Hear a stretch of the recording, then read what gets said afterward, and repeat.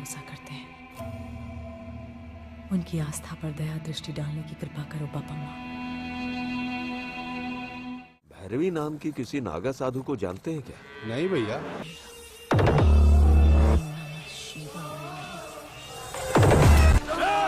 कौन है तू? एक दूसरे से हमारी जान पहचान तो होती रहेगी। सबसे पहले तुम इन गायों को वहीं छोड़ आओ जहाँ से इन्हें चुरा कर लाए हो। गोवध पाप। अबे तू है कौन? तूने शिव शक्ति का भेष क्या बना लिया? खुद को शिव समझने लगी? चल अब देखते हैं तुझे मारने में कौन सा पाप लगता है। जान प्यारी है तो इन्हें छोड़ दो, मैं तुम्हें छोड़ दूंगी। इन गाय को तो छोड़ दे। मॉडेला के लोग मुश्किल समय में भगवान मल्लाना के पास जाते हैं। अब तो मंदिर में कोई पुजारी भी नहीं है। भगवान ने भी हमसे मुंह मोड़ लिया है। गलती हो गई माँ। दिन में 4 बार भोजन ग्रहण करते हो, लेकिन दिन में 1 बार भी उनका जल अभिषेक नहीं करते। जब भक्तों से गलती होती है तो भगवान ही उन्हें सही रास्ता दिखाते हैं। अब इस गांव की रक्षा भगवान भैरव ही कर सकते हैं, या तो आप ही कर सकती हैं भैरवी।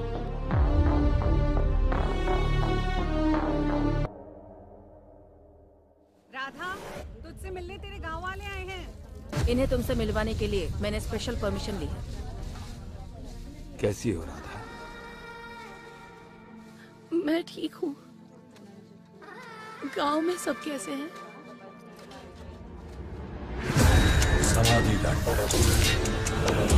हे भगवान, ये तुम लोगों ने क्या कर दिया? ऐसा नहीं करना चाहिए था। ऐसे समाधि दर्द कौन देता है? क्या इसीलिए मैंने अपना सुहाग उजाड़ा था? उसे सजा देने के लिए मैंने उसकी जान ले ली। तुम लोगों ने सजा देकर उसे जिंदा रखा। हमसे गलती हो गई राधा। अब इस मुसीबत से हम सबको सिर्फ तुम ही बचा सकती हो। उस समय भी तुमने ही हमारी जान बचाई थी, आज भी तुम ही हमें बचा सकती हो। बचा लो बेटी। अब आप लोगों को सिर्फ और सिर्फ भैरवी ही बचा सकती है।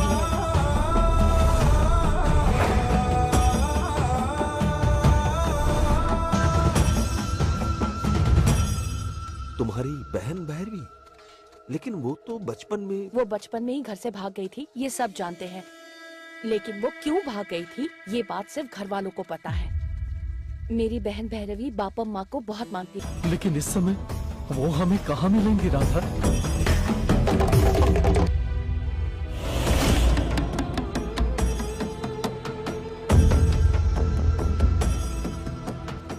मैंने सुना है कि वो अक्सर रामगिरी किले की पहाड़ियों पर बने बापम्मा के पसंदीदा खंडर हो चुके शिव मंदिर में तप करने के लिए आती रहती है। अब मेरी बहन ही हमें कोई रास्ता दिखा सकती है।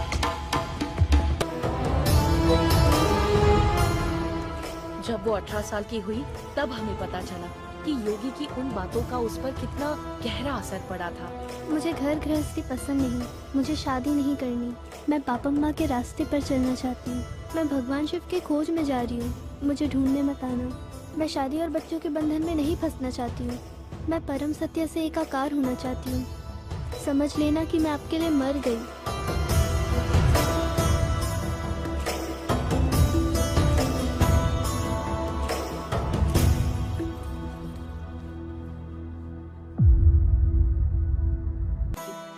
बापम्मा भगवान शिव को मानती थी। उसे रामनगर किले के पास मिले योगी का शिव की शक्ति पर दिया प्रवचन बहुत पसंद आया था। आपकी सबसे बड़ी समस्या ये है कि आप संसार की मोह माया के जाल में फंसे हुए हैं। एक लड़की 12 साल की उम्र में रजस्वला हो जाती है। तत्पश्चात 56 या 58 की उम्र में उसकी माहवारी बंद हो जाती है। जो भी लड़की अपने प्रथम मासिक धर्म से अंतिम मासिक धर्म तक अपने कुमारेपन को बचाए रखेगी, शादी विवाह से दूर रहेगी, शिव के नाम का 110 करोड़ जप करेगी, उसे भगवान शिव की असीम शक्ति प्राप्त होगी। ये जानने के कुछ ही दिन बाद हमने अपने माँ बाप और दादी को खो दिया। उसके बाद से उसकी वेशभूषा और भाषा दोनों ही बदल गई। उसका नाम भवानी से भैरवी बन गया। शिव की भक्त शिव शक्ति बन गई। हिमालय के बर्फीले पहाड़ों में उसकी सच्ची भक्ति की वजह से कई साधु उसके शिष्य बन गए। वो नंगे पैर चलती है, वो जमीन पर सोती है, वो एक तपस्वी है। अग्नि से वो शुद्ध हुई है। उसकी सांसें शिव साधना में घुल गई हैं। वो काशी के अघोरियों के साथ रहती है, वो नागा साधु बन गई है और वो ज्योतिर्लिंग के आसपास घूमती रहती है।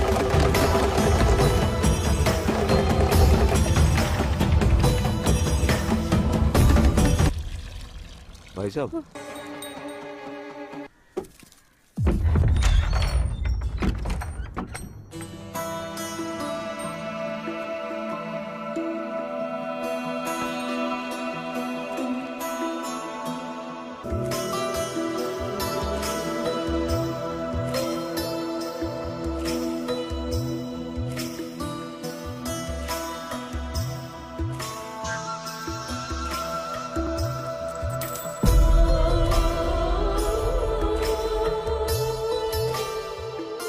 मेरे हाथ से शिवलिंग गिर गया है, इसका मतलब है कि समय आ गया है मेरे भगवान शिव में विलीन होने का।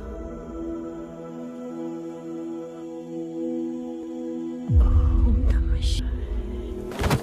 पापा माँ, पापा माँ, पापा माँ उठिए, पापा माँ, पापा माँ उठिए।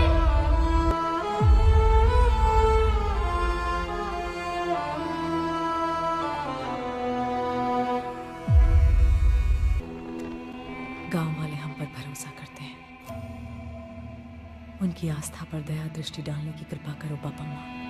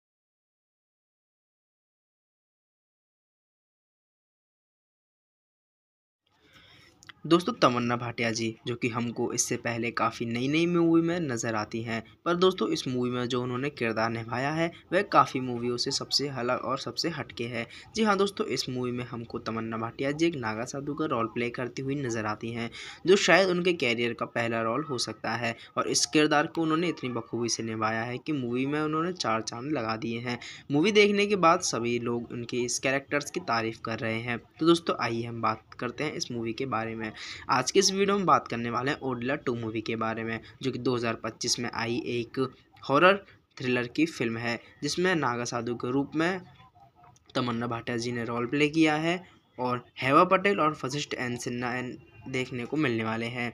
इसी मूवी का जो पहला पार्ट था मतलब 2022 में ओडिला रेलवे स्टेशन आ चुका है। पर दोस्तों अगर आपने उस पार्ट को नहीं देखा है तो आपके लिए वह पार्ट को इम्पोर्टेंट नहीं रखता है, क्योंकि दोनों मूवीज़ की स्टोरी आपको अगर देखनी है तो आपको अगर इस मूवी की स्टोरी को आप देखोगे तो आपको यह समझ में आ जाएगी, क्योंकि उस मूवी की स्टोरी में इतना ज़्यादा विटामिन और क्लोज इसका नहीं रखा है। तो दोस्तों आइए हम बात करते हैं इस मूवी की स्टोरी के बारे में, मूवी के प्री प्रोडक्शन के बारे में, मूवी के writer, director, OTT platform and movie के बॉक्स एंड बजट के बारे में। तो दोस्तों बात की जाए इस मूवी के बारे में तो इस मूवी के जो निर्देशक हैं वे अशोक तेजा जी हैं और संपत नदी के द्वारा इस मूवी को लिखा गया है। एंड इस मूवी को उत्पादित करता डी मधु और संपत नदी हैं। और अभिनेताओं की बात करें तो दोस्तों तमन्ना भाटिया जी, हेवा पटेल और वशिष्ठ एन सिन्हा इस मूवी में हम सभी को एक अभिनेता के रूप में नजर आने वाले हैं। और दोस्तों सौंदर्य राजन जी ने इस मूवी का छायांकन इस प्रकार किया है कि लोगों की थिएटर और OTT platform Amazon prime video से इसकी निगाह ही नहीं हट पा रही हैं। वहीं पर दोस्तों संपादितकर्ताओं की बात की जाए तो अविनाश जी ने इस मूवी को इस प्रकार संपादित किया है जो लोग उनकी तारीफ कर रहे हैं। वहीं पर दोस्तों संगीत भी अजनीश लोकनाथ जी का इस मूवी में संगीत यूज़ किया गया है। दोस्तों मूवी को एडिटिंग या रन टाइम के बाद 150 मिनट्स का रखा गया है। यह फिल्म तेलुगु में रिलीज़ हुई थी पर इसको हिंदी में भी डब किया गया है। वहीं पर दोस्तों बात की जाए इस मूवी की स्टोरी लाइन के बारे में, मूवी के कैरेक्टर्स के बारे में कि मूवी में हमको कौन से कैरेक्टर्स कौन से लीड रोल में काम करते हुए नज़र आने वाले हैं। तो दोस्तों सबसे पहले तो बात की जाए तमन्ना भाटिया जी की, जो कि हमको एक नागा साधु के रूप में हमको मूवी में देखने को मिलने वाले हैं, जिनका नाम इस मूवी में भैरवी रखा गया है। और उनकी एक बहन भी है जिसका नाम है राधा, जिनका रोल हमको हेवा पटेल जी करती हुई नज़र आने वाली हैं। और जो इस मूवी में विलन है उनका किरदार राधा के पति उर्फ वशिष्ठ एन सिन्हा जी निभा रहे हैं, जो कि एक दुष्ट आत्मा का रोल इस मूवी में कर रहे हैं। वहीं पर दोस्तों मुरली शर्मा जी ने इस मूवी में एक अल्लाह बख्शू का रोल निभाया है, जो कि मुस्लिम बाबा हैं जो कि भूत प्रेतों पर काबू करने का काम करते हैं। उन्हीं के साथ साथ दोस्तों काफ़ी सारे रोल्स हमको देखने को मिलने वाले हैं, जिनमें शरद लोहितराज जी, युवा, नागस महेश, वामसी, गगन बिहारी, सुरेंदर रेड्डी और साथ ही साथ दोस्तों श्रीकांत अयंगर, जो कि हम सभी को इस मूवी में एक पुजारी का रोल प्ले करते हुए नजर आने वाले हैं। उन्हीं के साथ साथ दोस्तों यामिनी सिंह का रोल हम सभी को पूजा रेड्डी बोरा जी के द्वारा किया गया है। और राहुल रवि जी वेंकटेश के रूप में हमको इस मूवी में काम करते हुए नजर आने वाले हैं। वहीं पर दोस्तों बात की जाए इस मूवी के प्रोडक्शन के बारे में तो मार्च 2024 में फिल्म निर्माता संपत नंदी ने इससे सोशल मीडिया पर निर्देशक अशोक तेजा के साथ अपने दूसरे सहयोग की घोषणा की थी, जिसका शीर्षक ओडिला 2 था। यह फिल्म एक अलौकिक थ्रिलर है और ओडिला रेलवे स्टेशन का सिक्वल है। तमन्ना भाटिया को मुख्य भूमिका के लिए चुना गया था और हेवा पटेल और वशिष्ठ एन सिन्हा को सिक्वल में बरकरार रखा गया था, महत्वपूर्ण भूमिकाओं में लिया गया था।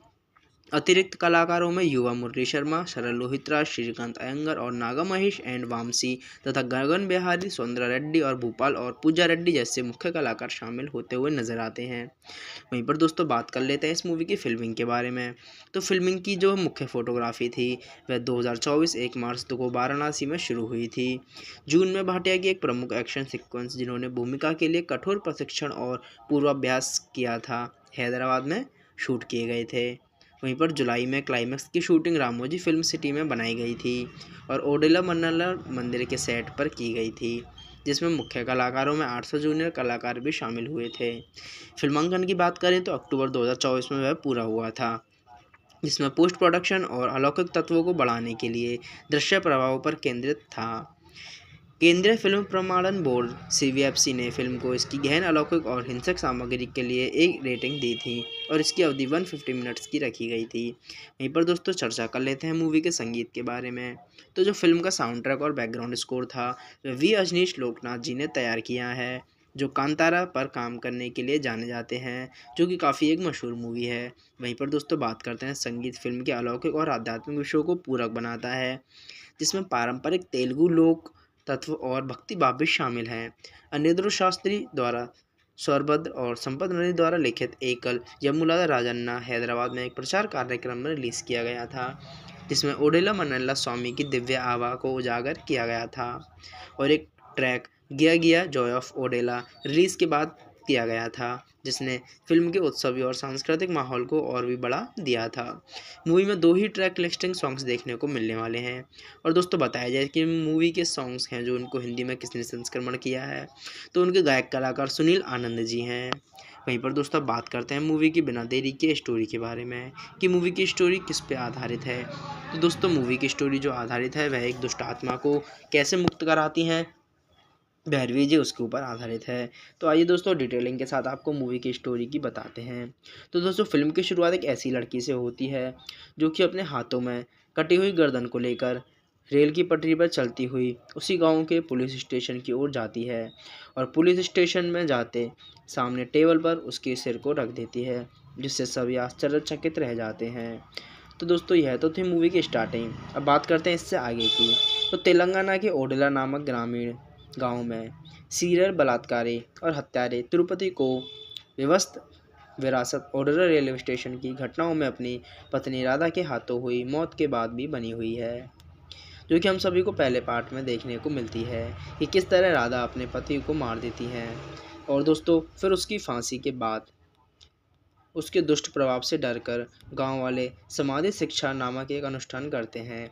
इस अनुष्ठान में जो आदमी का शव होता है उसको जलाया नहीं जाता बल्कि उसको दफना दिया जाता है। यह अनुचित दफनान तिरुपति की आत्मा को मोक्ष प्राप्त करने से रोकता है और उसे एक प्रतिशोधी दुष्ट आत्मा में बदल देता है। और 6 महीने के बाद गांव में आतंक मचाने के लिए वह आत्मा वापस आ जाती है।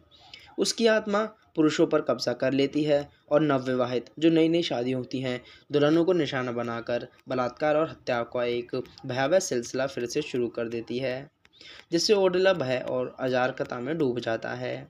वह गांव से पंडित को अपनी शादी की ओर एक दुल्हन का बलात्कार और निर्मम हत्या करने के लिए विवश करता है और गांव के सरपंच को भी दूसरी दुल्हन की शादी की रात जो एक मक्के की खेत में थी वहीं करने के लिए विवश करता है। और यह घटना भी उतनी ही क्रूर होती है जो कि हड्डियां कंपा देने वाली होती है।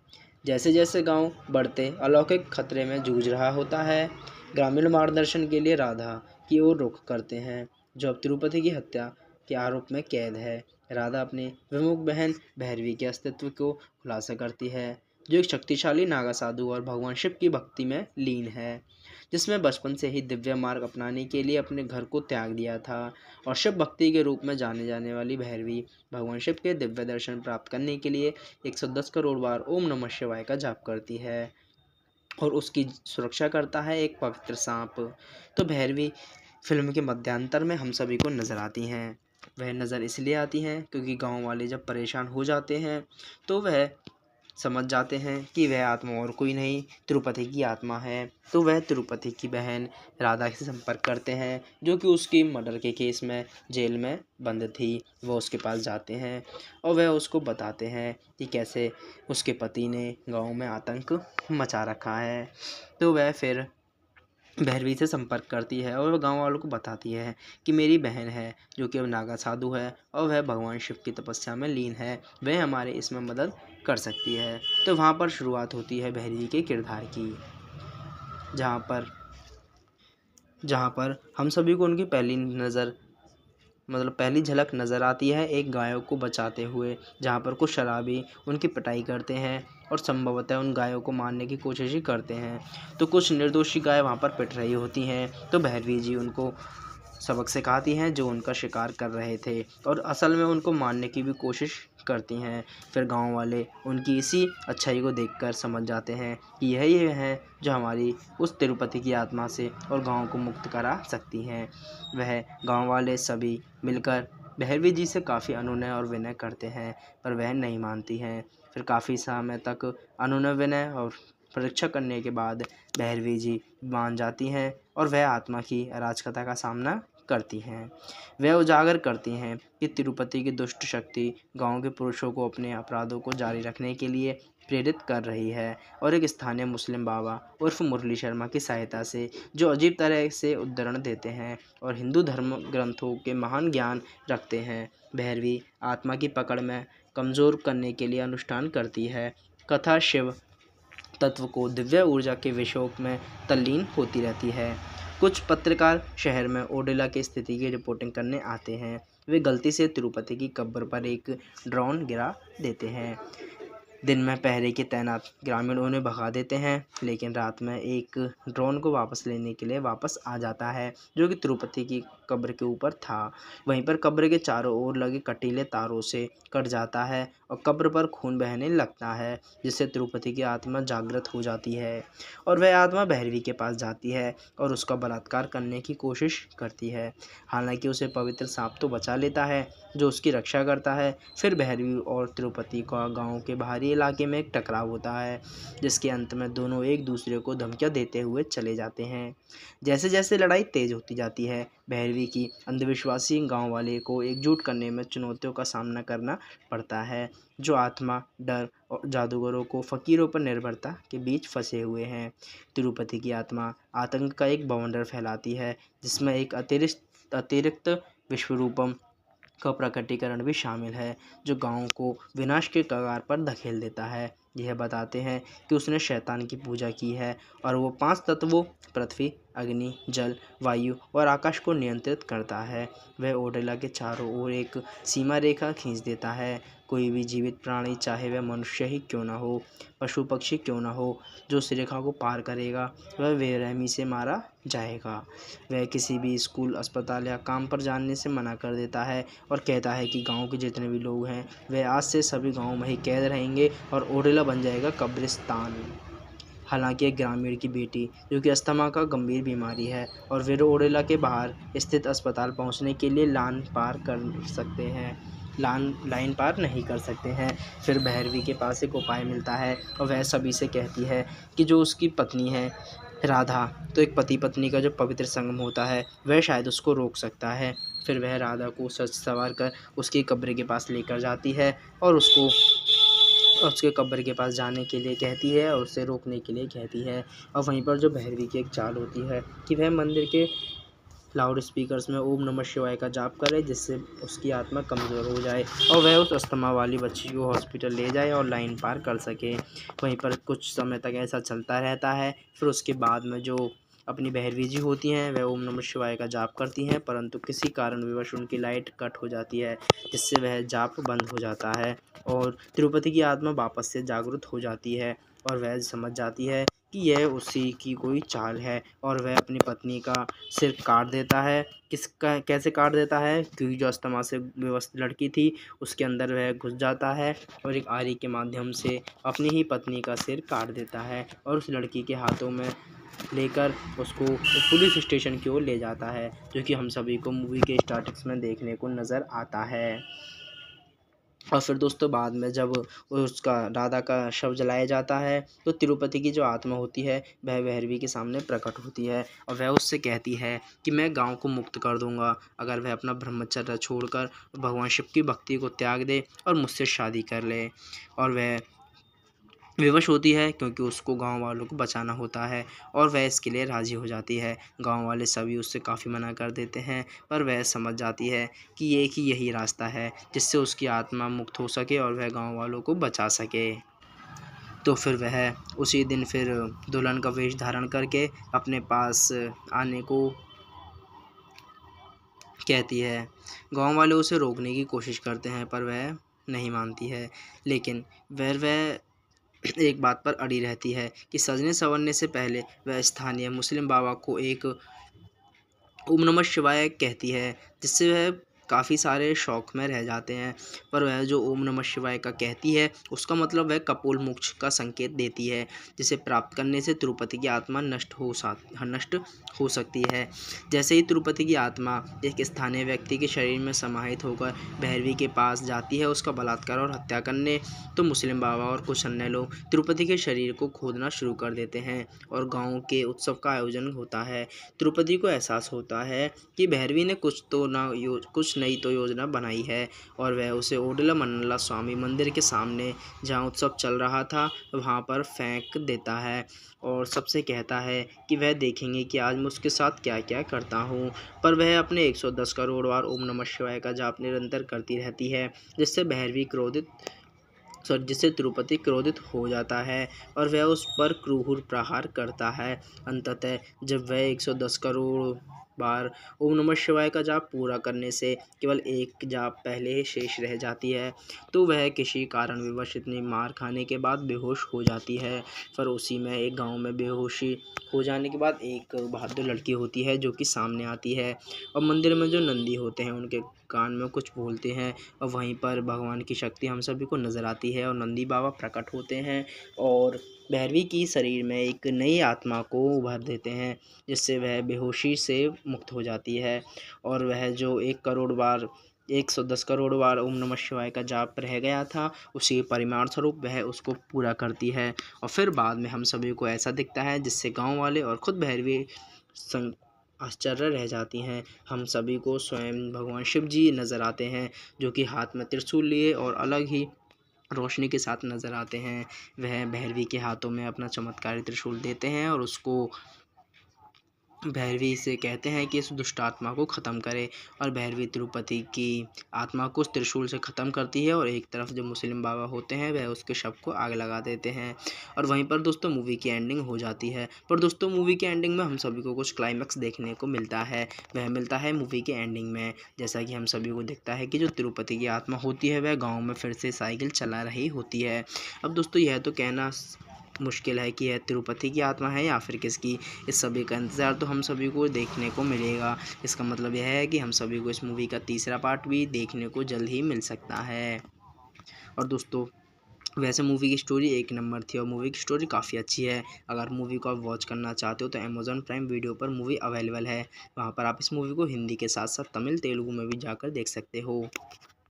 और दोस्तों आप सभी को हमारी इन्फॉर्मेशन अच्छी लगी तो वीडियो को लाइक करना ना भूलें, साथ ही साथ हमारे चैनल मूवी एक्सप्लेन 31 को भी सब्सक्राइब करना ना भूलें कि हमको इससे पहले काफ़ी नई मूवी में नज़र आती हैं। पर दोस्तों इस मूवी में जो उन्होंने किरदार निभाया है वह काफ़ी मूवियों से सबसे अलग और सबसे हटके है। जी हाँ दोस्तों, इस मूवी में हमको तमन्ना भाटिया जी एक नागा साधु का रोल प्ले करती हुई नज़र आती हैं, जो शायद उनके कैरियर का पहला रोल हो सकता है और इस किरदार को उन्होंने इतनी बखूबी से निभाया है कि मूवी में उन्होंने 4 चांद लगा दिए हैं। मूवी देखने के बाद सभी लोग उनके इस कैरेक्टर्स की तारीफ़ कर रहे हैं। तो दोस्तों आइए हम बात करते हैं इस मूवी के बारे में। आज के इस वीडियो में बात करने वाले हैं ओडला 2 मूवी के बारे में, जो कि 2025 में आई एक हॉरर थ्रिलर की फिल्म है, जिसमें नागा साधु के रूप में तमन्ना भाटिया जी ने रोल प्ले किया है और हेवा पटेल और वशिष्ठ एन सिन्हा देखने को मिलने वाले हैं। इसी मूवी का जो पहला पार्ट था मतलब 2022 में ओडेला रेलवे स्टेशन आ चुका है।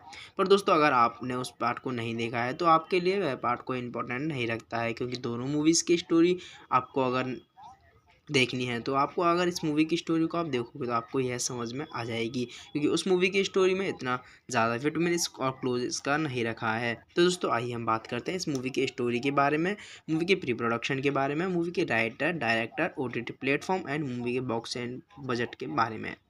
तो दोस्तों बात की जाए इस मूवी के बारे में तो इस मूवी के जो निर्देशक हैं वे अशोक तेजा जी हैं और संपत नदी के द्वारा इस मूवी को लिखा गया है एंड इस मूवी को उत्पादित करता डी मधु और संपत नदी हैं। और अभिनेताओं की बात करें तो दोस्तों तमन्ना भाटिया जी, हेवा पटेल और वशिष्ठ एन सिन्हा इस मूवी में हम सभी को एक अभिनेता के रूप में नजर आने वाले हैं। और दोस्तों सौंदर्य राजन जी ने इस मूवी का छायांकन इस प्रकार किया है कि लोगों की थिएटर और OTT platform Amazon prime video से इसकी निगाह ही नहीं हट पा रही हैं। वहीं पर दोस्तों संपादितकर्ताओं की बात की जाए तो अविनाश जी ने इस मूवी को इस प्रकार संपादित किया है जो लोग उनकी तारीफ कर रहे हैं। वहीं पर दोस्तों संगीत भी अजनीश लोकनाथ जी का इस मूवी में संगीत यूज़ किया गया है। दोस्तों मूवी को एडिटिंग या रन टाइम के बाद 150 मिनट्स का रखा गया है। यह फिल्म तेलुगु में रिलीज़ हुई थी, पर इसको हिंदी में भी डब किया गया है। वहीं पर दोस्तों बात की जाए इस मूवी की स्टोरी लाइन के बारे में, मूवी के कैरेक्टर्स के बारे में कि मूवी में हमको कौन से कैरेक्टर्स कौन से लीड रोल में काम करते हुए नजर आने वाले हैं। तो दोस्तों सबसे पहले तो बात की जाए तमन्ना भाटिया जी की, जो कि हमको एक नागा साधु के रूप में हमको मूवी में देखने को मिलने वाली हैं, जिनका नाम इस मूवी में भैरवी रखा गया है। और उनकी एक बहन भी है जिसका नाम है राधा, जिनका रोल हमको हेवा पटेल जी करती हुई नजर आने वाली हैं। और जो इस मूवी में विलन है उनका किरदार राधा के पति उर्फ वशिष्ठ एन सिन्हा जी निभा रहे हैं, जो कि एक दुष्ट आत्मा का रोल इस मूवी में कर रहे हैं। वहीं पर दोस्तों मुरली शर्मा जी ने इस मूवी में एक अल्लाह बख्शू का रोल निभाया है, जो कि मुस्लिम बाबा हैं, जो कि भूत प्रेतों पर काबू करने का काम करते हैं। उन्हीं के साथ साथ दोस्तों काफ़ी सारे रोल्स हमको देखने को मिलने वाले हैं, जिनमें शरद लोहितराज जी, युवा, नागस महेश, वामसी, गगन बिहारी, सुरेंदर रेड्डी और साथ ही साथ दोस्तों श्रीकांत अयंगर, जो कि हम सभी को इस मूवी में एक पुजारी का रोल प्ले करते हुए नजर आने वाले हैं। उन्हीं के साथ साथ दोस्तों यामिनी सिंह का रोल हम सभी को पूजा रेड्डी बोरा जी के द्वारा किया गया है, और राहुल रवि जी वेंकटेश के रूप में हमको इस मूवी में काम करते हुए नजर आने वाले हैं। वहीं पर दोस्तों बात की जाए इस मूवी के प्रोडक्शन के बारे में, तो मार्च 2024 में फिल्म निर्माता संपत नंदी ने इससे सोशल मीडिया पर निर्देशक अशोक तेजा के साथ अपने दूसरे सहयोग की घोषणा की थी, जिसका शीर्षक ओडिला 2 था। यह फिल्म एक अलौकिक थ्रिलर है और ओडिला रेलवे स्टेशन का सिक्वल है। तमन्ना भाटिया को मुख्य भूमिका के लिए चुना गया था और हेवा पटेल और वशिष्ठ एन सिन्हा को सिक्वल में बरकरार रखा गया था, महत्वपूर्ण भूमिकाओं में लिया गया था। अतिरिक्त कलाकारों में युवा मुरली शर्मा, शरद लोहितराज, श्रीकांत अयंगर और नागा महेश एंड वामसी तथा गगन बिहारी, सौंदर्य रेड्डी और भूपाल और पूजा रेड्डी जैसे मुख्य कलाकार शामिल होते हुए नजर आते हैं। वहीं पर दोस्तों बात कर लेते हैं इस मूवी की फिल्मिंग के बारे में। तो फिल्मिंग की जो मुख्य फोटोग्राफी थी वह 2024 1 मार्च को वाराणसी में शुरू हुई थी। जून में भाटिया की एक प्रमुख एक्शन सिक्वेंस, जिन्होंने भूमिका के लिए कठोर प्रशिक्षण और पूर्वाभ्यास किया था, हैदराबाद में शूट किए गए थे। वहीं पर जुलाई में क्लाइमैक्स की शूटिंग रामोजी फिल्म सिटी में बनाई गई थी और ओडिला मन्नला मंदिर के सेट पर की गई थी, जिसमें मुख्य कलाकारों में 800 जूनियर कलाकार भी शामिल हुए थे। फिल्मांकन की बात करें तो अक्टूबर 2024 में वह पूरा हुआ था, जिसमें पोस्ट प्रोडक्शन और अलौकिक तत्वों को बढ़ाने के लिए दृश्य प्रभावों पर केंद्रित था। केंद्रीय फिल्म प्रमाणन बोर्ड CBFC ने फिल्म को इसकी गहन, अलौकिक और हिंसक सामग्री के लिए एक रेटिंग दी थी और इसकी अवधि 150 मिनट्स की रखी गई थी। वहीं पर दोस्तों चर्चा कर लेते हैं मूवी के संगीत के बारे में। तो जो फिल्म का साउंड ट्रैक और बैकग्राउंड स्कोर था वह V अजनीश लोकनाथ जी ने तैयार किया है, जो कांतारा पर काम करने के लिए जाने जाते हैं, जो कि काफ़ी एक मशहूर मूवी है। वहीं पर दोस्तों बात करते हैं संगीत फिल्म के अलौकिक और आध्यात्मिक विषयों को पूरक बनाता है, जिसमें पारंपरिक तेलुगु लोक तत्व और भक्ति भाव भी शामिल हैं। अनिरुद्ध शास्त्री द्वारा स्वरभद्र और संपत नंदी द्वारा लिखित एकल यमुला राजन्ना हैदराबाद में एक प्रचार कार्यक्रम में रिलीज़ किया गया था, जिसमें ओडिला मन्नला स्वामी की दिव्य आभा को उजागर किया गया था। और एक ट्रैक गिया गिया जॉय ऑफ ओडिला रिलीज़ के बाद किया गया था, जिसने फिल्म के उत्सवी और सांस्कृतिक माहौल को और भी बढ़ा दिया था। मूवी में 2 ही ट्रैक लिस्टिंग सॉन्ग्स देखने को मिलने वाले हैं। और दोस्तों बताया जाए कि मूवी के सॉन्ग्स हैं जो उनको हिंदी में किसने संस्करण किया है, तो उनके गायक कलाकार सुनील आनंद जी हैं। वहीं पर दोस्तों बात करते हैं मूवी की बिना देरी के स्टोरी के बारे में कि मूवी की स्टोरी किस पे आधारित है। तो दोस्तों मूवी की स्टोरी जो आधारित है वह एक दुष्ट आत्मा को कैसे मुक्त कराती हैं भैरवी जी, उसके ऊपर आधारित है। तो आइए दोस्तों डिटेलिंग के साथ आपको मूवी की स्टोरी की बताते हैं। तो दोस्तों फिल्म की शुरुआत एक ऐसी लड़की से होती है जो कि अपने हाथों में कटी हुई गर्दन को लेकर रेल की पटरी पर चलती हुई उसी गांव के पुलिस स्टेशन की ओर जाती है और पुलिस स्टेशन में जाते सामने टेबल पर उसके सिर को रख देती है, जिससे सभी आश्चर्यचकित रह जाते हैं। तो दोस्तों यह तो थी मूवी की स्टार्टिंग। अब बात करते हैं इससे आगे की। तो तेलंगाना के ओडिला नामक ग्रामीण गांव में सीरियल बलात्कारी और हत्यारे तिरुपति को विवस्त विरासत ओडिला रेलवे स्टेशन की घटनाओं में अपनी पत्नी राधा के हाथों हुई मौत के बाद भी बनी हुई है, जो कि हम सभी को पहले पार्ट में देखने को मिलती है कि किस तरह राधा अपने पति को मार देती हैं और दोस्तों फिर उसकी फांसी के बाद उसके दुष्ट प्रभाव से डरकर गांव वाले समाधि शिक्षा नामक एक अनुष्ठान करते हैं। इस अनुष्ठान में जो आदमी का शव होता है उसको जलाया नहीं जाता बल्कि उसको दफना दिया जाता है। यह अनुचित दफनान तिरुपति की आत्मा को मोक्ष प्राप्त करने से रोकता है और उसे एक प्रतिशोधी दुष्ट आत्मा में बदल देता है। और 6 महीने के बाद गांव में आतंक मचाने के लिए वह आत्मा वापस आ जाती है। उसकी आत्मा पुरुषों पर कब्जा कर लेती है और नवविवाहित जो नई नई शादी होती हैं दुल्हनों को निशाना बनाकर बलात्कार और हत्या का एक भयावह सिलसिला फिर से शुरू कर देती है, जिससे ओडेला भय और अराजकता में डूब जाता है। वह गांव से पंडित को अपनी शादी की और एक दुल्हन का बलात्कार और निर्मम हत्या करने के लिए विवश करता है, और गांव के सरपंच को भी दूसरी दुल्हन की शादी की रात जो एक मक्के की खेत में थी वहीं करने के लिए विवश करता है। और यह घटना भी उतनी ही क्रूर होती है जो कि हड्डियां कंपा देने वाली होती है। जैसे जैसे गांव बढ़ते अलौकिक खतरे में जूझ रहा होता है, ग्रामीण मार्गदर्शन के लिए राधा की ओर रुख करते हैं, जो अब तिरुपति की हत्या के आरोप में कैद है। राधा अपनी विमुख बहन भैरवी के अस्तित्व को खुलासा करती है, जो एक शक्तिशाली नागा साधु और भगवान शिव की भक्ति में लीन है, जिसमें बचपन से ही दिव्य मार्ग अपनाने के लिए अपने घर को त्याग दिया था। और शिव भक्ति के रूप में जाने जाने वाली भैरवी भगवान शिव के दिव्य दर्शन प्राप्त करने के लिए 110 करोड़ बार ओम नमः शिवाय का जाप करती है और उसकी सुरक्षा करता है एक पवित्र सांप। तो भैरवी फिल्म के मध्यांतर में हम सभी को नज़र आती हैं। वह नज़र इसलिए आती हैं क्योंकि गांव वाले जब परेशान हो जाते हैं तो वह समझ जाते हैं कि वह आत्मा और कोई नहीं तिरुपति की आत्मा है। तो वह तिरुपति की बहन राधा से संपर्क करते हैं, जो कि उसकी मर्डर के केस में जेल में बंद थी। वह उसके पास जाते हैं और वह उसको बताते हैं कि कैसे उसके पति ने गांव में आतंक मचा रखा है। तो वह फिर भैरवी से संपर्क करती है और वह गांव वालों को बताती है कि मेरी बहन है जो कि अब नागा साधु है और वह भगवान शिव की तपस्या में लीन है, वह हमारे इसमें मदद कर सकती है। तो वहाँ पर शुरुआत होती है भैरवी के किरदार की, जहाँ पर हम सभी को उनकी पहली झलक नज़र आती है एक गायों को बचाते हुए, जहाँ पर कुछ शराबी उनकी पिटाई करते हैं और संभवतः उन गायों को मारने की कोशिश ही करते हैं। तो कुछ निर्दोषी गाय वहाँ पर पिट रही होती हैं, तो भैरवी जी उनको सबक सिखाती हैं जो उनका शिकार कर रहे थे और असल में उनको मारने की भी कोशिश करती हैं। फिर गांव वाले उनकी इसी अच्छाई को देखकर समझ जाते हैं कि यही है जो हमारी उस तिरुपति की आत्मा से और गांव को मुक्त करा सकती हैं। वह गांव वाले सभी मिलकर भैरवी जी से काफ़ी अनुनय और विनय करते हैं, पर वह नहीं मानती हैं। फिर काफ़ी समय तक अनुनय विनय और परीक्षा करने के बाद भैरवी जी मान जाती हैं और वह आत्मा की अराजकता का सामना करती हैं। वह उजागर करती हैं कि तिरुपति की दुष्ट शक्ति गांव के पुरुषों को अपने अपराधों को जारी रखने के लिए प्रेरित कर रही है और एक स्थानीय मुस्लिम बाबा उर्फ मुरली शर्मा की सहायता से, जो अजीब तरह से उद्धरण देते हैं और हिंदू धर्म ग्रंथों के महान ज्ञान रखते हैं, भैरवी आत्मा की पकड़ में कमज़ोर करने के लिए अनुष्ठान करती है। कथा शिव तत्व को दिव्य ऊर्जा के विषयों में तल्लीन होती रहती है। कुछ पत्रकार शहर में ओडेला की स्थिति की रिपोर्टिंग करने आते हैं। वे गलती से तिरुपति की कब्र पर एक ड्रोन गिरा देते हैं।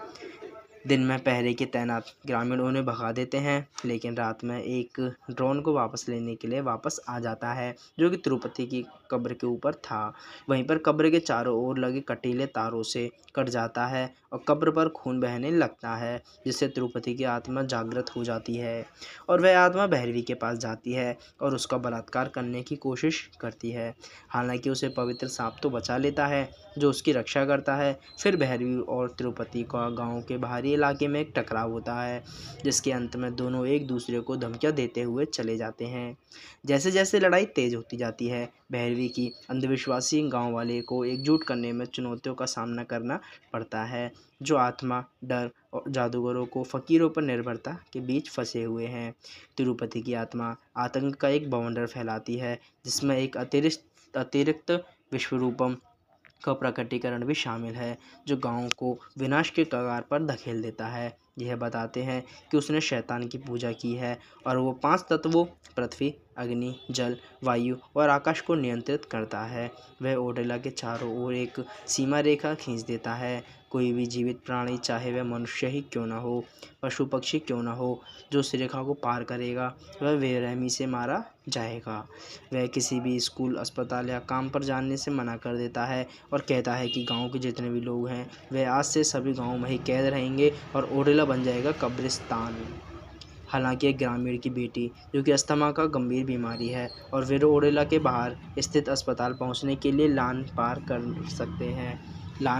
पार नहीं कर सकते हैं। फिर भैरवी के पास एक उपाय मिलता है और वह सभी से कहती है कि जो उसकी पत्नी है राधा, तो एक पति पत्नी का जो पवित्र संगम होता है वह शायद उसको रोक सकता है। फिर वह राधा को सच सवार कर उसकी कब्र के पास लेकर जाती है और उसको उसके कब्र के पास जाने के लिए कहती है और उसे रोकने के लिए कहती है।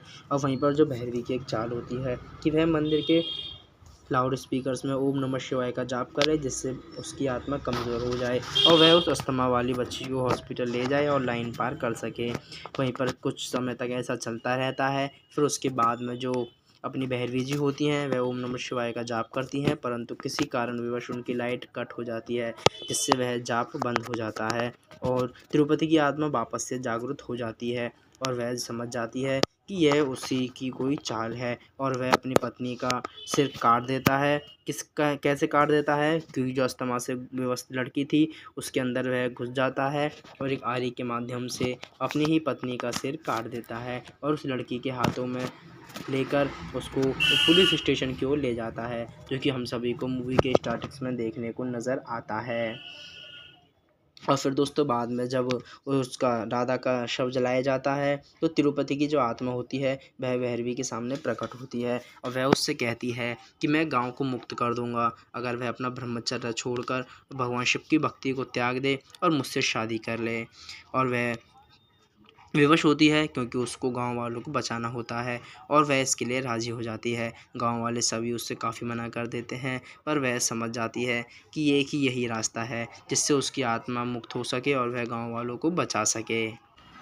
तो फिर वह उसी दिन फिर दुल्हन का वेश धारण करके अपने पास आने को कहती है। गांव वाले उसे रोकने की कोशिश करते हैं पर वह नहीं मानती है, लेकिन वह एक बात पर अड़ी रहती है कि सजने संवरने से पहले वह स्थानीय मुस्लिम बाबा को एक ओम नमः शिवाय कहती है, जिससे वह काफ़ी सारे शौक में रह जाते हैं। पर वह जो ओम नमः शिवाय का कहती है उसका मतलब वह कपोल मोक्ष का संकेत देती है, जिसे प्राप्त करने से तिरुपति की आत्मा नष्ट हो सकती है।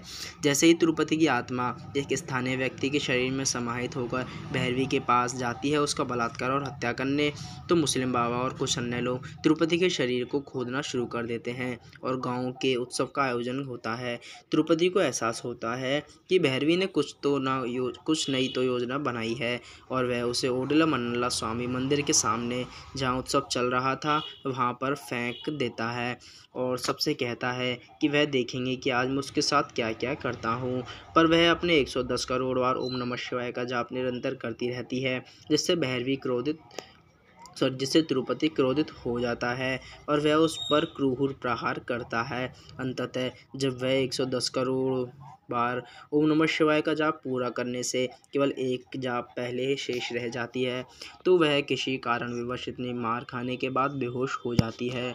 पर उसी में एक गांव में बेहोशी हो जाने के बाद एक बहादुर लड़की होती है जो कि सामने आती है और मंदिर में जो नंदी होते हैं उनके कान में कुछ बोलते हैं और वहीं पर भगवान की शक्ति हम सभी को नज़र आती है और नंदी बाबा प्रकट होते हैं और भैरवी की शरीर में एक नई आत्मा को उभर देते हैं, जिससे वह बेहोशी से मुक्त हो जाती है और वह जो 110 करोड़ बार ओम नमः शिवाय का जाप रह गया था उसी परिमाण स्वरूप वह उसको पूरा करती है। और फिर बाद में हम सभी को ऐसा दिखता है जिससे गांव वाले और ख़ुद भैरवी आश्चर्य रह जाती हैं। हम सभी को स्वयं भगवान शिव जी नज़र आते हैं जो कि हाथ में त्रिशूल लिए और अलग ही रोशनी के साथ नज़र आते हैं।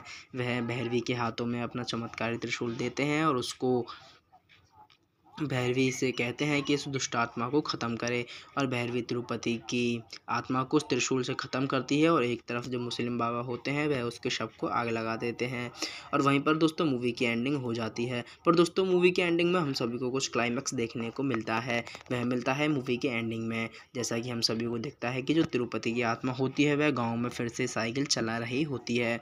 अब दोस्तों यह तो कहना मुश्किल है कि यह तिरुपति की आत्मा है या फिर किसकी, इस सभी का इंतज़ार तो हम सभी को देखने को मिलेगा। इसका मतलब यह है कि हम सभी को इस मूवी का तीसरा पार्ट भी देखने को जल्द ही मिल सकता है। और दोस्तों वैसे मूवी की स्टोरी एक नंबर थी और मूवी की स्टोरी काफ़ी अच्छी है। अगर मूवी को आप वॉच करना चाहते हो तो अमेज़ॉन प्राइम वीडियो पर मूवी अवेलेबल है। वहाँ पर आप इस मूवी को हिंदी के साथ साथ तमिल तेलुगु में भी जाकर देख सकते हो। पर दोस्तों इस मूवी में जो उन्होंने किरदार निभाया है वह काफ़ी मूवियों से सबसे अलग और सबसे हटके है। जी हाँ दोस्तों, इस मूवी में हमको तमन्ना भाटिया जी एक नागा साधु का रोल प्ले करती हुई नज़र आती हैं, जो शायद उनके कैरियर का पहला रोल हो सकता है। और इस किरदार को उन्होंने इतनी बखूबी से निभाया है कि मूवी में उन्होंने 4 चांद लगा दिए हैं। मूवी देखने के बाद सभी लोग उनके इस कैरेक्टर्स की तारीफ़ कर रहे हैं। तो दोस्तों आइए हम बात करते हैं इस मूवी के बारे में। आज के इस वीडियो में बात करने वाले हैं ओडिला 2 मूवी के बारे में, जो कि 2025 में आई एक हॉरर थ्रिलर की फिल्म है, जिसमें नागा साधु के रूप में तमन्ना भाटिया जी ने रोल प्ले किया है और हेवा पटेल और वशिष्ठ एन सिन्हा देखने को मिलने वाले हैं। इसी मूवी का जो पहला पार्ट था मतलब 2022 में ओडिला रेलवे स्टेशन आ चुका है। पर दोस्तों अगर आपने उस पार्ट को नहीं देखा है तो आपके लिए वह पार्ट कोई इम्पोर्टेंट नहीं रखता है, क्योंकि दोनों मूवीज़ की स्टोरी आपको अगर देखनी है तो आपको अगर इस मूवी की स्टोरी को आप देखोगे तो आपको यह समझ में आ जाएगी, क्योंकि उस मूवी की स्टोरी में इतना ज़्यादा विटामिन और क्लोज इसका नहीं रखा है। तो दोस्तों आइए हम बात करते हैं इस मूवी की स्टोरी के बारे में, मूवी के प्री प्रोडक्शन के बारे में, मूवी के writer director OTT platform and movie के बॉक्स एंड बजट के बारे में। तो दोस्तों बात की जाए इस मूवी के बारे में तो इस मूवी के जो निर्देशक हैं वे अशोक तेजा जी हैं और संपत नदी के द्वारा इस मूवी को लिखा गया है। एंड इस मूवी को उत्पादित करता डी मधु और संपत नदी हैं। और अभिनेताओं की बात करें तो दोस्तों तमन्ना भाटिया जी, हेवा पटेल और वशिष्ठ एन सिन्हा इस मूवी में हम सभी को एक अभिनेता के रूप में नजर आने वाले हैं। और दोस्तों सौंदर्य राजन जी ने इस मूवी का छायांकन इस प्रकार किया है कि लोगों की थिएटर और OTT platform Amazon prime video से इसकी निगाह ही नहीं हट पा रही हैं। वहीं पर दोस्तों संपादितकर्ताओं की बात की जाए तो अविनाश जी ने इस मूवी को इस प्रकार संपादित किया है जो लोग उनकी तारीफ कर रहे हैं। वहीं पर दोस्तों संगीत भी अजनीश लोकनाथ जी का इस मूवी में संगीत यूज़ किया गया है।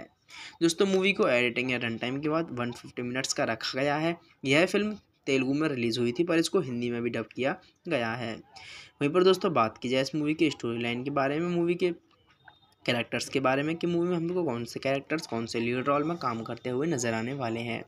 तो दोस्तों सबसे पहले तो बात की जाए तमन्ना भाटिया जी की, जो कि हमको एक नागा साधु के रूप में हमको मूवी में देखने को मिलने वाले हैं, जिनका नाम इस मूवी में भैरवी रखा गया है। और उनकी एक बहन भी है जिसका नाम है राधा, जिनका रोल हमको हेवा पटेल जी करती हुई नजर आने वाली हैं। और जो इस मूवी में विलन है उनका किरदार राधा के पति उर्फ वशिष्ठ एन सिन्हा जी निभा रहे हैं, जो कि एक दुष्ट आत्मा का रोल इस मूवी में कर रहे हैं। वहीं पर दोस्तों मुरली शर्मा जी ने इस मूवी में एक अल्लाह बख्शू का रोल निभाया है, जो कि मुस्लिम बाबा हैं जो कि भूत प्रेतों पर काबू करने का काम करते हैं। उन्हीं के साथ साथ दोस्तों काफ़ी सारे रोल्स हमको देखने को मिलने वाले हैं, जिनमें शरद लोहितराज जी, युवा, नागस महेश, वामसी, गगन बिहारी, सुरेंद्र रेड्डी और साथ ही साथ दोस्तों श्रीकांत अयंगर, जो कि हम सभी को इस मूवी में एक पुजारी का रोल प्ले करते हुए नजर आने वाले हैं। उन्हीं के साथ साथ दोस्तों यामिनी सिंह का रोल हम सभी को पूजा रेड्डी बोरा जी के द्वारा किया गया है। और राहुल रवि जी वेंकटेश के रूप में हमको इस मूवी में काम करते हुए नजर आने वाले हैं। वहीं पर दोस्तों बात की जाए इस मूवी के प्रोडक्शन के बारे में तो मार्च 2024 में फिल्म निर्माता संपत नदी ने इससे सोशल मीडिया पर निर्देशक अशोक तेजा के साथ अपने दूसरे सहयोग की घोषणा की थी, जिसका शीर्षक ओडिला 2 था। यह फिल्म एक अलौकिक थ्रिलर है और ओडिला रेलवे स्टेशन का सिक्वल है। तमन्ना भाटिया को मुख्य भूमिका के लिए चुना गया था और हेवा पटेल और वशिष्ठ एन सिन्हा को सिक्वल में बरकरार रखा गया था, महत्वपूर्ण भूमिकाओं में लिया गया था। अतिरिक्त कलाकारों में युवा मुरली शर्मा, शरद लोहितराज, श्रीकांत अयंगर और नागा महेश एंड वामसी तथा गगन बिहारी, सौंदर्य रेड्डी और भूपाल और पूजा रेड्डी जैसे मुख्य कलाकार शामिल होते हुए नजर आते हैं। वहीं पर दोस्तों बात कर लेते हैं इस मूवी की फिल्मिंग के बारे में। तो फिल्मिंग की जो मुख्य फोटोग्राफी थी वह 2024 1 मार्च को वाराणसी में शुरू हुई थी। जून में भाटिया की एक प्रमुख एक्शन सीक्वेंस जिन्होंने भूमिका के लिए कठोर प्रशिक्षण और पूर्वाभ्यास किया था, हैदराबाद में शूट किए गए थे। वहीं पर जुलाई में क्लाइमैक्स की शूटिंग रामोजी फिल्म सिटी में बनाई गई थी और ओडिला मन्नला मंदिर के सेट पर की गई थी, जिसमें मुख्य कलाकारों में 800 जूनियर कलाकार भी शामिल हुए थे। फिल्मांकन की बात करें तो अक्टूबर 2024 में वह पूरा हुआ था, जिसमें पोस्ट प्रोडक्शन और अलौकिक तत्वों को बढ़ाने के लिए दृश्य प्रभावों पर केंद्रित था। केंद्रीय फिल्म प्रमाणन बोर्ड CBFC ने फिल्म को इसकी गहन, अलौकिक और हिंसक सामग्री के लिए एक रेटिंग दी थी और इसकी अवधि 150 मिनट्स की रखी गई थी। वहीं पर दोस्तों चर्चा कर लेते हैं मूवी के संगीत के बारे में। तो जो फिल्म का साउंड ट्रैक और बैकग्राउंड स्कोर था वह V अजनीश लोकनाथ जी ने तैयार किया है, जो कांतारा पर काम करने के लिए जाने जाते हैं, जो कि काफ़ी एक मशहूर मूवी है। वहीं पर दोस्तों बात करते हैं संगीत फिल्म के अलौकिक और आध्यात्मिक विषयों को पूरक बनाता है, जिसमें पारंपरिक तेलुगु लोक तत्व और भक्ति भाव भी शामिल हैं। अनिरुद्ध शास्त्री द्वारा स्वरबद्ध और संपत नदी द्वारा लिखित एकल यमुला राजन्ना हैदराबाद में एक प्रचार कार्यक्रम में रिलीज़ किया गया था, जिसमें ओडेला मनल्ला स्वामी की दिव्य आभा को उजागर किया गया था। और एक ट्रैक गिया गिया जॉय ऑफ ओडेला रिलीज़ के बाद किया गया था, जिसने फिल्म के उत्सवी और सांस्कृतिक माहौल को और भी बढ़ा दिया था। मूवी में 2 ही ट्रैक लिस्टिंग सॉन्ग्स देखने को मिलने वाले हैं। और दोस्तों बताया जाए कि मूवी के सॉन्ग्स हैं जो उनको हिंदी में किसने संस्करण किया है, तो उनके गायक कलाकार सुनील आनंद जी हैं। वहीं पर दोस्तों बात करते हैं मूवी की बिना देरी के स्टोरी के बारे में कि मूवी की स्टोरी किस पे आधारित है। तो दोस्तों मूवी की स्टोरी जो आधारित है वह एक दुष्ट आत्मा को कैसे मुक्त कराती हैं भैरवी जी, उसके ऊपर आधारित है। तो आइए दोस्तों डिटेलिंग के साथ आपको मूवी की स्टोरी की बताते हैं। तो दोस्तों फिल्म की शुरुआत एक ऐसी लड़की से होती है जो कि अपने हाथों में कटी हुई गर्दन को लेकर रेल की पटरी पर चलती हुई उसी गांव के पुलिस स्टेशन की ओर जाती है और पुलिस स्टेशन में जाते सामने टेबल पर उसके सिर को रख देती है, जिससे सभी आश्चर्यचकित रह जाते हैं। तो दोस्तों यह तो थी मूवी की स्टार्टिंग। अब बात करते हैं इससे आगे की। तो तेलंगाना के ओडेला नामक ग्रामीण गांव में सीरियल बलात्कारी और हत्यारे तिरुपति को विवस्त विरासत ओडेला रेलवे स्टेशन की घटनाओं में अपनी पत्नी राधा के हाथों हुई मौत के बाद भी बनी हुई है, जो कि हम सभी को पहले पार्ट में देखने को मिलती है कि किस तरह राधा अपने पति को मार देती है और दोस्तों फिर उसकी फांसी के बाद उसके दुष्ट प्रभाव से डरकर गांव वाले समाधि शिक्षा नामक एक अनुष्ठान करते हैं।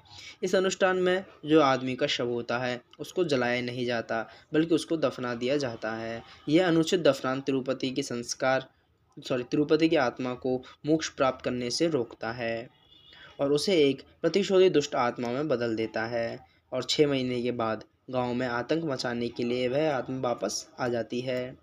उसकी आत्मा पुरुषों पर कब्जा कर लेती है और नवविवाहित जो नई नई शादी होती हैं दुल्हनों को निशाना बनाकर बलात्कार और हत्या का एक भयावह सिलसिला फिर से शुरू कर देती है, जिससे ओडेला भय और अराजकता में डूब जाता है।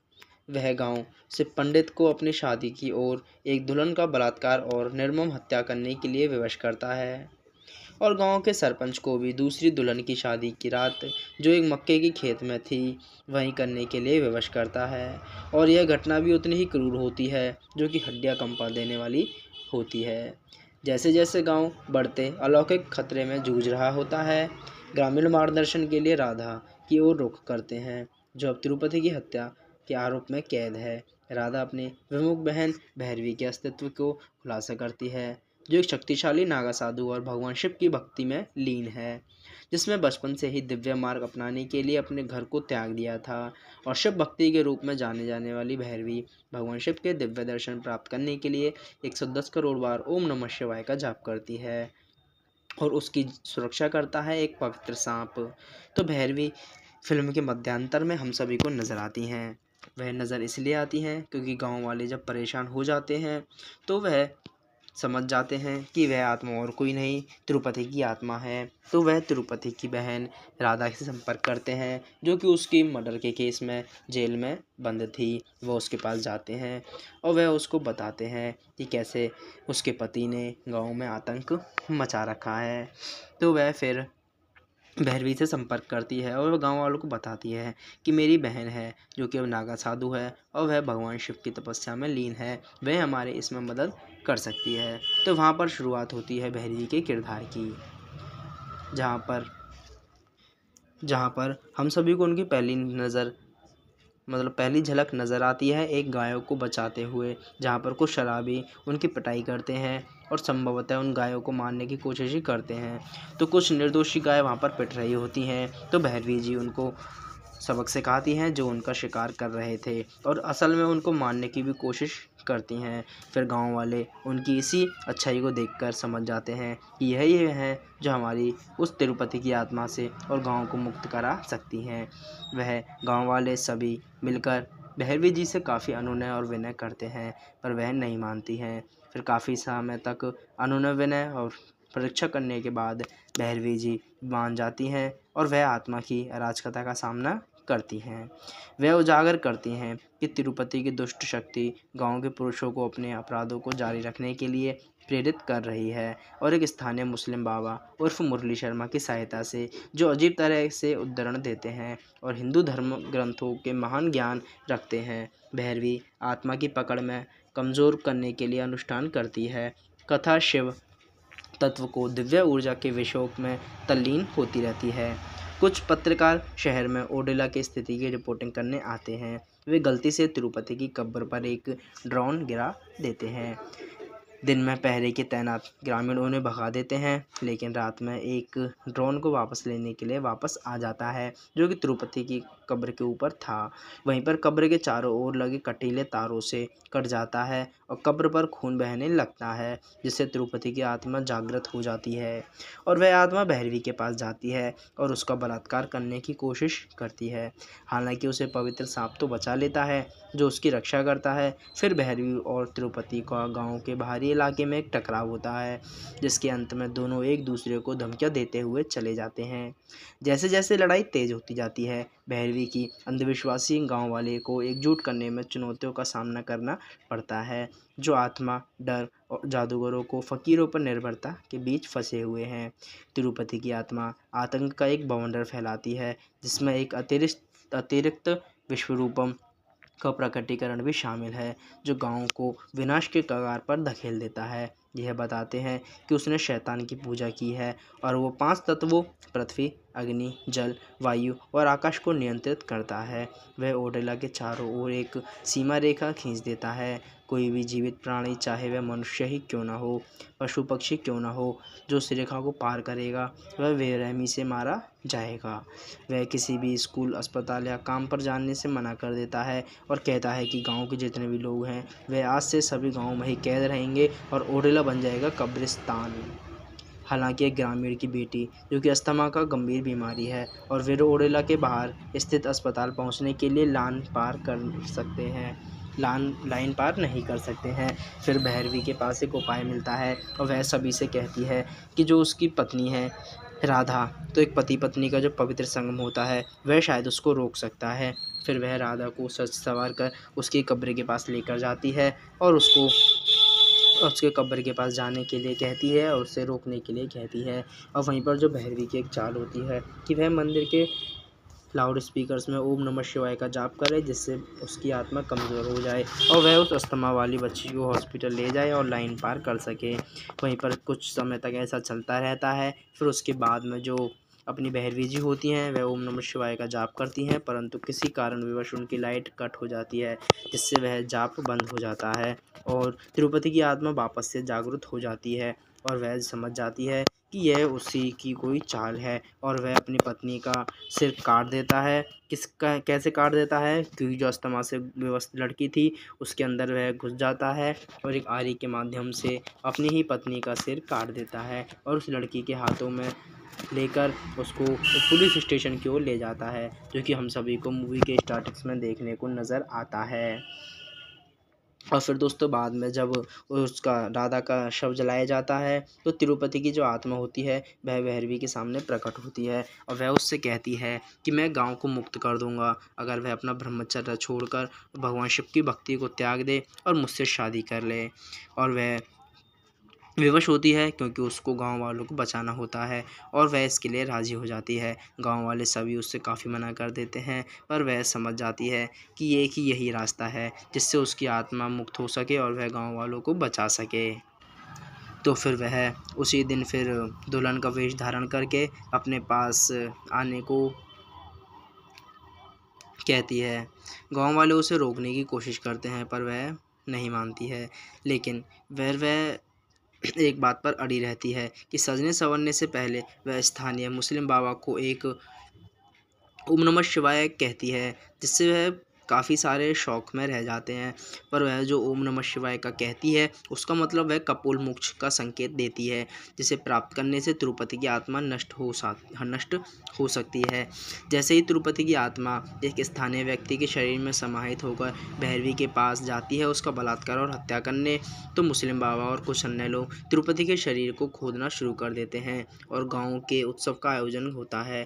तिरुपति को एहसास होता है कि भैरवी ने कुछ नई तो योजना बनाई है और वह उसे ओडला मन्नला स्वामी मंदिर के सामने जहां उत्सव चल रहा था वहां पर फेंक देता है और सबसे कहता है कि वह देखेंगे कि आज मैं उसके साथ क्या क्या करता हूं।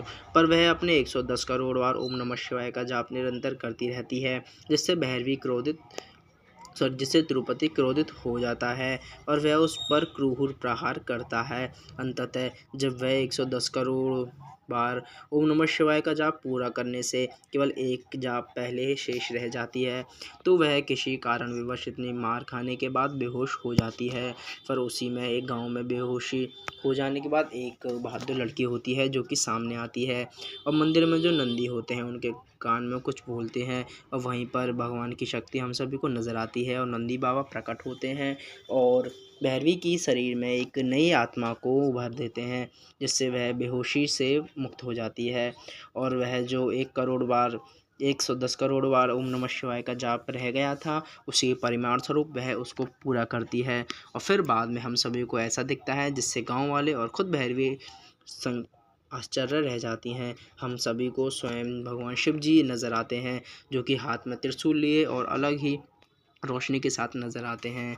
वह भैरवी के हाथों में अपना चमत्कारी त्रिशूल देते हैं और उसको भैरवी से कहते हैं कि इस दुष्ट आत्मा को ख़त्म करे और भैरवी तिरुपति की आत्मा को उस त्रिशूल से ख़त्म करती है और एक तरफ जो मुस्लिम बाबा होते हैं वह उसके शव को आग लगा देते हैं और वहीं पर दोस्तों मूवी की एंडिंग हो जाती है। पर दोस्तों मूवी की एंडिंग में हम सभी को कुछ क्लाइमैक्स देखने को मिलता है। वह मिलता है मूवी के एंडिंग में, जैसा कि हम सभी को दिखता है कि जो तिरुपति की आत्मा होती है वह गाँव में फिर से साइकिल चला रही होती है।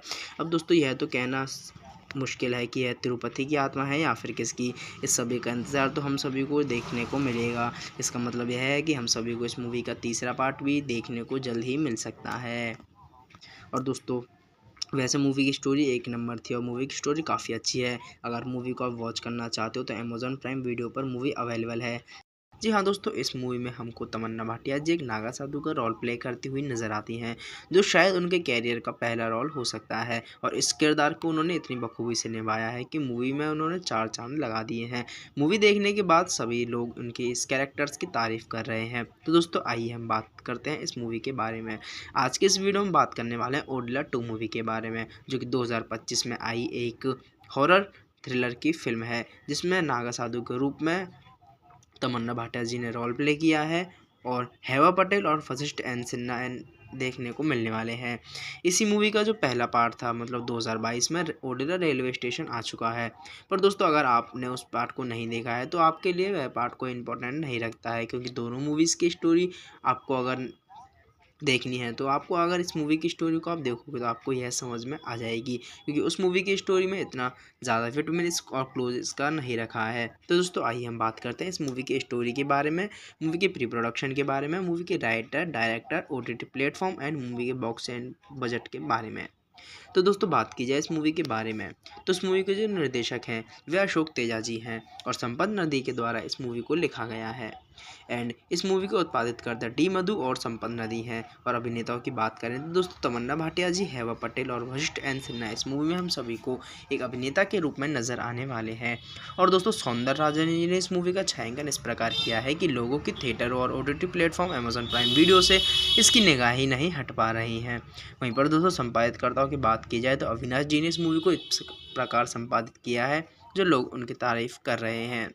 वहीं पर दोस्तों संगीत भी अजनीश लोकनाथ जी का इस मूवी में संगीत यूज़ किया गया है।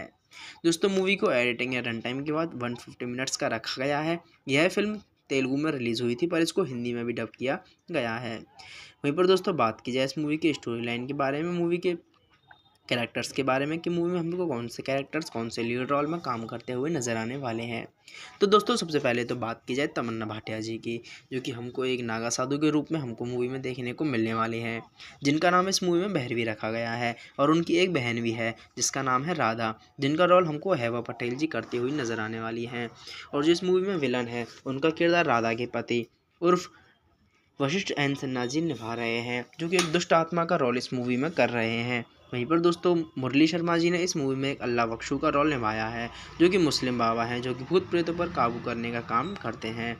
उन्हीं के साथ साथ दोस्तों काफ़ी सारे रोल्स हमको देखने को मिलने वाले हैं, जिनमें शरद लोहितराज जी, युवा, नागस महेश, वामसी, गगन बिहारी, सुरेंद्र रेड्डी और साथ ही साथ दोस्तों श्रीकांत अयंगर, जो कि हम सभी को इस मूवी में एक पुजारी का रोल प्ले करते हुए नजर आने वाले हैं। उन्हीं के साथ साथ दोस्तों यामिनी सिंह का रोल हम सभी को पूजा रेड्डी बोरा जी के द्वारा किया गया है, और राहुल रवि जी वेंकटेश के रूप में हमको इस मूवी में काम करते हुए नजर आने वाले हैं। वहीं पर दोस्तों बात की जाए इस मूवी के प्रोडक्शन के बारे में, तो मार्च 2024 में फिल्म निर्माता संपत नंदी ने इससे सोशल मीडिया पर निर्देशक अशोक तेजा के साथ अपने दूसरे सहयोग की घोषणा की थी, जिसका शीर्षक ओडिला 2 था। यह फिल्म एक अलौकिक थ्रिलर है और ओडिला रेलवे स्टेशन का सिक्वल है। तमन्ना भाटिया को मुख्य भूमिका के लिए चुना गया था और हेवा पटेल और वशिष्ठ एन सिन्हा को सिक्वल में बरकरार रखा गया था, महत्वपूर्ण भूमिकाओं में लिया गया था। अतिरिक्त कलाकारों में युवा मुरली शर्मा, शरद लोहितराज, श्रीकांत अयंगर और नागा महेश एंड वामसी तथा गगन बिहारी, सुरेंद्र रेड्डी और भूपाल और पूजा रेड्डी जैसे मुख्य कलाकार शामिल होते हुए नजर आते हैं। वहीं पर दोस्तों बात कर लेते हैं इस मूवी की फिल्मिंग के बारे में। तो फिल्मिंग की जो मुख्य फोटोग्राफी थी वह 2024 1 मार्च को वाराणसी में शुरू हुई थी। जून में भाटिया की एक प्रमुख एक्शन सिक्वेंस, जिन्होंने भूमिका के लिए कठोर प्रशिक्षण और पूर्वाभ्यास किया था, हैदराबाद में शूट किए गए थे। वहीं पर जुलाई में क्लाइमैक्स की शूटिंग रामोजी फिल्म सिटी में बनाई गई थी और ओडिला मन्नला मंदिर के सेट पर की गई थी, जिसमें मुख्य कलाकारों में 800 जूनियर कलाकार भी शामिल हुए थे। फिल्मांकन की बात करें तो अक्टूबर 2024 में वह पूरा हुआ था, जिसमें पोस्ट प्रोडक्शन और अलौकिक तत्वों को बढ़ाने के लिए दृश्य प्रभावों पर केंद्रित था। केंद्रीय फिल्म प्रमाणन बोर्ड CBFC ने फिल्म को इसकी गहन, अलौकिक और हिंसक सामग्री के लिए एक रेटिंग दी थी और इसकी अवधि 150 मिनट्स की रखी गई थी। वहीं पर दोस्तों चर्चा कर लेते हैं मूवी के संगीत के बारे में। तो जो फिल्म का साउंड ट्रैक और बैकग्राउंड स्कोर था वह V अजनीश लोकनाथ जी ने तैयार किया है, जो कांतारा पर काम करने के लिए जाने जाते हैं, जो कि काफ़ी एक मशहूर मूवी है। वहीं पर दोस्तों बात करते हैं संगीत। फिल्म के अलौकिक और आध्यात्मिक विषयों को पूरक बनाता है, जिसमें पारंपरिक तेलुगु लोक तत्व और भक्ति भाव भी शामिल हैं। अनिरुद्ध शास्त्री द्वारा स्वरभद्र और संपत नंदी द्वारा लिखित एकल यमुला राजन्ना हैदराबाद में एक प्रचार कार्यक्रम में रिलीज़ किया गया था, जिसमें ओडिला मन्नला स्वामी की दिव्य आभा को उजागर किया गया था। और एक ट्रैक गिया गिया जॉय ऑफ ओडिला रिलीज़ के बाद किया गया था, जिसने फिल्म के उत्सवी और सांस्कृतिक माहौल को और भी बढ़ा दिया था। मूवी में 2 ही ट्रैक लिस्टिंग सॉन्ग्स देखने को मिलने वाले हैं। और दोस्तों बताया जाए कि मूवी के सॉन्ग्स हैं जो उनको हिंदी में किसने संस्करण किया है, तो उनके गायक कलाकार सुनील आनंद जी हैं। वहीं पर दोस्तों बात करते हैं मूवी की बिना देरी के स्टोरी के बारे में कि मूवी की स्टोरी किस पे आधारित है। तो दोस्तों मूवी की स्टोरी जो आधारित है वह एक दुष्ट आत्मा को कैसे मुक्त कराती हैं भैरवी जी, उसके ऊपर आधारित है। तो आइए दोस्तों डिटेलिंग के साथ आपको मूवी की स्टोरी की बताते हैं। तो दोस्तों फिल्म की शुरुआत एक ऐसी लड़की से होती है जो कि अपने हाथों में कटी हुई गर्दन को लेकर रेल की पटरी पर चलती हुई उसी गांव के पुलिस स्टेशन की ओर जाती है और पुलिस स्टेशन में जाते सामने टेबल पर उसके सिर को रख देती है, जिससे सभी आश्चर्यचकित रह जाते हैं। तो दोस्तों यह तो थी मूवी की स्टार्टिंग। अब बात करते हैं इससे आगे की। तो तेलंगाना के ओडिला नामक ग्रामीण गांव में सीरियल बलात्कारी और हत्यारे तिरुपति को विवस्त विरासत ओडिला रेलवे स्टेशन की घटनाओं में अपनी पत्नी राधा के हाथों हुई मौत के बाद भी बनी हुई है, जो कि हम सभी को पहले पार्ट में देखने को मिलती है कि किस तरह राधा अपने पति को मार देती है और दोस्तों फिर उसकी फांसी के बाद उसके दुष्ट प्रभाव से डरकर गांव वाले समाधि शिक्षा नामक एक अनुष्ठान करते हैं। इस अनुष्ठान में जो आदमी का शव होता है उसको जलाया नहीं जाता बल्कि उसको दफना दिया जाता है। यह अनुचित दफनान तिरुपति की आत्मा को मोक्ष प्राप्त करने से रोकता है और उसे एक प्रतिशोधी दुष्ट आत्मा में बदल देता है और 6 महीने के बाद गाँव में आतंक मचाने के लिए वह आत्मा वापस आ जाती है। उसकी आत्मा पुरुषों पर कब्जा कर लेती है और नवविवाहित जो नई नई शादी होती हैं दुल्हनों को निशाना बनाकर बलात्कार और हत्या का एक भयावह सिलसिला फिर से शुरू कर देती है, जिससे ओडेला भय और अराजकता में डूब जाता है। वह गांव से पंडित को अपनी शादी की ओर एक दुल्हन का बलात्कार और निर्मम हत्या करने के लिए विवश करता है और गांव के सरपंच को भी दूसरी दुल्हन की शादी की रात जो एक मक्के की खेत में थी वहीं करने के लिए विवश करता है। और यह घटना भी उतनी ही क्रूर होती है जो कि हड्डियां कंपा देने वाली होती है। जैसे जैसे गांव बढ़ते अलौकिक खतरे में जूझ रहा होता है, ग्रामीण मार्गदर्शन के लिए राधा की ओर रुख करते हैं जो अब तिरुपति की हत्या के आरोप में कैद है। राधा अपनी विमुख बहन भैरवी के अस्तित्व को खुलासा करती है जो एक शक्तिशाली नागा साधु और भगवान शिव की भक्ति में लीन है, जिसमें बचपन से ही दिव्य मार्ग अपनाने के लिए अपने घर को त्याग दिया था। और शिव भक्ति के रूप में जाने जाने वाली भैरवी भगवान शिव के दिव्य दर्शन प्राप्त करने के लिए 110 करोड़ बार ओम नमः शिवाय का जाप करती है और उसकी सुरक्षा करता है एक पवित्र सांप। तो भैरवी फिल्म के मध्यांतर में हम सभी को नज़र आती हैं। वह नज़र इसलिए आती हैं क्योंकि गांव वाले जब परेशान हो जाते हैं तो वह समझ जाते हैं कि वह आत्मा और कोई नहीं तिरुपति की आत्मा है। तो वह तिरुपति की बहन राधा से संपर्क करते हैं जो कि उसकी मर्डर के केस में जेल में बंद थी। वह उसके पास जाते हैं और वह उसको बताते हैं कि कैसे उसके पति ने गांव में आतंक मचा रखा है। तो वह फिर भैरवी से संपर्क करती है और वह गांव वालों को बताती है कि मेरी बहन है जो कि अब नागा साधु है और वह भगवान शिव की तपस्या में लीन है, वह हमारे इसमें मदद कर सकती है। तो वहाँ पर शुरुआत होती है भैरवी के किरदार की, जहाँ पर हम सभी को उनकी पहली झलक नज़र आती है एक गायों को बचाते हुए, जहाँ पर कुछ शराबी उनकी पिटाई करते हैं और संभवतः उन गायों को मारने की कोशिश ही करते हैं। तो कुछ निर्दोषी गाय वहाँ पर पिट रही होती हैं, तो भैरवी जी उनको सबक सिखाती हैं जो उनका शिकार कर रहे थे और असल में उनको मारने की भी कोशिश करती हैं। फिर गांव वाले उनकी इसी अच्छाई को देखकर समझ जाते हैं कि यही है जो हमारी उस तिरुपति की आत्मा से और गांव को मुक्त करा सकती हैं। वह गांव वाले सभी मिलकर भैरवी जी से काफ़ी अनुनय और विनय करते हैं पर वह नहीं मानती हैं। फिर काफ़ी समय तक अनुनय विनय और परीक्षा करने के बाद भैरवी जी मान जाती हैं और वह आत्मा की अराजकता का सामना करती हैं। वह उजागर करती हैं कि तिरुपति की दुष्ट शक्ति गांव के पुरुषों को अपने अपराधों को जारी रखने के लिए प्रेरित कर रही है और एक स्थानीय मुस्लिम बाबा उर्फ मुरली शर्मा की सहायता से जो अजीब तरह से उद्धरण देते हैं और हिंदू धर्म ग्रंथों के महान ज्ञान रखते हैं, भैरवी आत्मा की पकड़ में कमज़ोर करने के लिए अनुष्ठान करती है। कथा शिव तत्व को दिव्य ऊर्जा के विषयों में तल्लीन होती रहती है। कुछ पत्रकार शहर में ओडेला की स्थिति की रिपोर्टिंग करने आते हैं। वे गलती से तिरुपति की कब्र पर एक ड्रोन गिरा देते हैं। दिन में पहरे के तैनात ग्रामीण उन्हें भगा देते हैं, लेकिन रात में एक ड्रोन को वापस लेने के लिए वापस आ जाता है जो कि तिरुपति की कब्र के ऊपर था। वहीं पर कब्र के चारों ओर लगे कटीले तारों से कट जाता है और कब्र पर खून बहने लगता है, जिससे तिरुपति की आत्मा जागृत हो जाती है और वह आत्मा भैरवी के पास जाती है और उसका बलात्कार करने की कोशिश करती है। हालांकि उसे पवित्र सांप तो बचा लेता है जो उसकी रक्षा करता है। फिर भैरवी और तिरुपति का गांव के बाहरी इलाके में एक टकराव होता है, जिसके अंत में दोनों एक दूसरे को धमकियां देते हुए चले जाते हैं। जैसे जैसे लड़ाई तेज होती जाती है, भैरवी की अंधविश्वासी गांव वाले को एकजुट करने में चुनौतियों का सामना करना पड़ता है, जो आत्मा, डर और जादूगरों को फकीरों पर निर्भरता के बीच फंसे हुए हैं। तिरुपति की आत्मा आतंक का एक बवंडर फैलाती है, जिसमें एक अतिरिक्त विश्वरूपम का प्रकटीकरण भी शामिल है, जो गांव को विनाश के कगार पर धकेल देता है। यह बताते हैं कि उसने शैतान की पूजा की है और वो 5 तत्वों पृथ्वी, अग्नि, जल, वायु और आकाश को नियंत्रित करता है। वह ओडेला के चारों ओर एक सीमा रेखा खींच देता है। कोई भी जीवित प्राणी, चाहे वह मनुष्य ही क्यों न हो, पशु पक्षी क्यों न हो, जो उस रेखा को पार करेगा वह बेरहमी से मारा जाएगा। वह किसी भी स्कूल, अस्पताल या काम पर जाने से मना कर देता है और कहता है कि गांव के जितने भी लोग हैं वह आज से सभी गांव में ही कैद रहेंगे और ओडेला बन जाएगा कब्रिस्तान। हालांकि एक ग्रामीण की बेटी जो कि अस्थमा का गंभीर बीमारी है और वे ओडेला के बाहर स्थित अस्पताल पहुंचने के लिए लान पार कर सकते हैं, लाइन पार नहीं कर सकते हैं। फिर भैरवी के पास एक उपाय मिलता है और वह सभी से कहती है कि जो उसकी पत्नी है राधा, तो एक पति पत्नी का जो पवित्र संगम होता है वह शायद उसको रोक सकता है।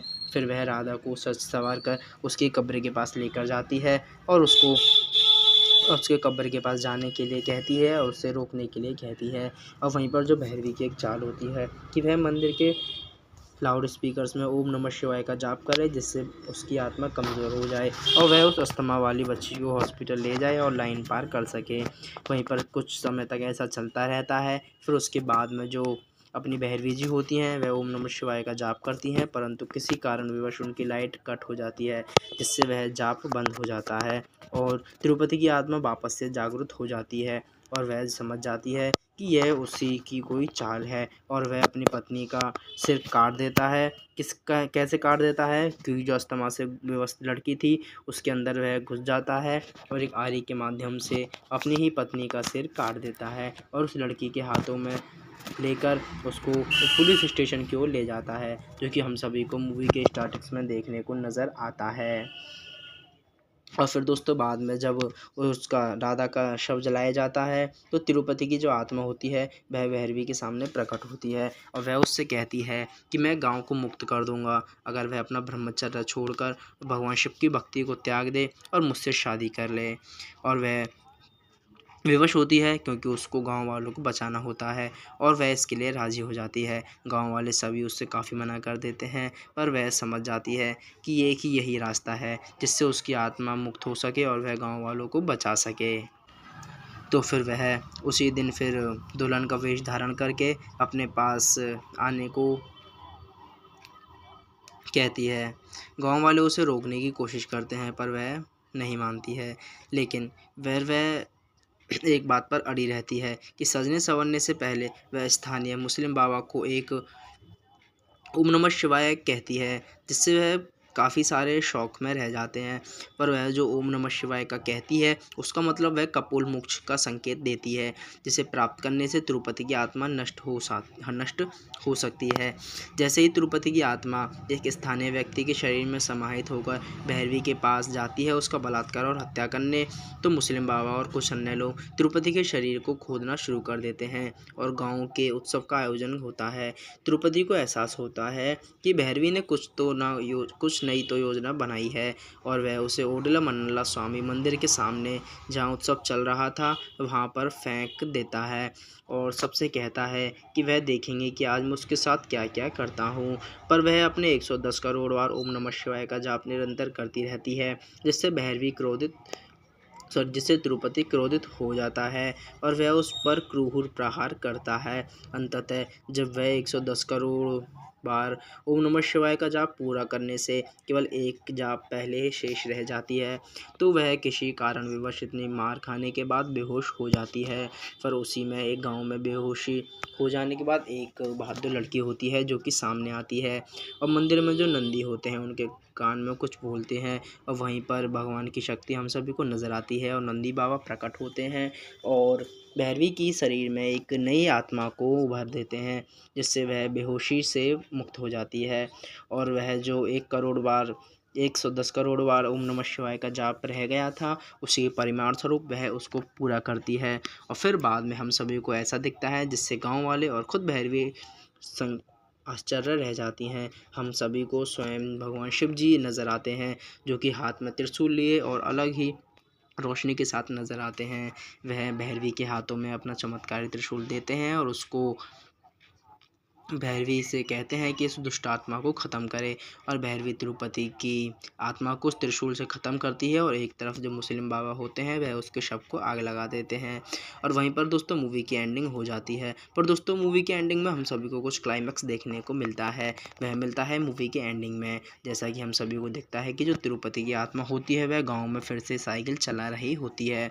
अब दोस्तों यह तो कहना मुश्किल है कि यह तिरुपति की आत्मा है या फिर किसकी, इस सभी का इंतज़ार तो हम सभी को देखने को मिलेगा। इसका मतलब यह है कि हम सभी को इस मूवी का तीसरा पार्ट भी देखने को जल्द ही मिल सकता है। और दोस्तों वैसे मूवी की स्टोरी एक नंबर थी और मूवी की स्टोरी काफ़ी अच्छी है।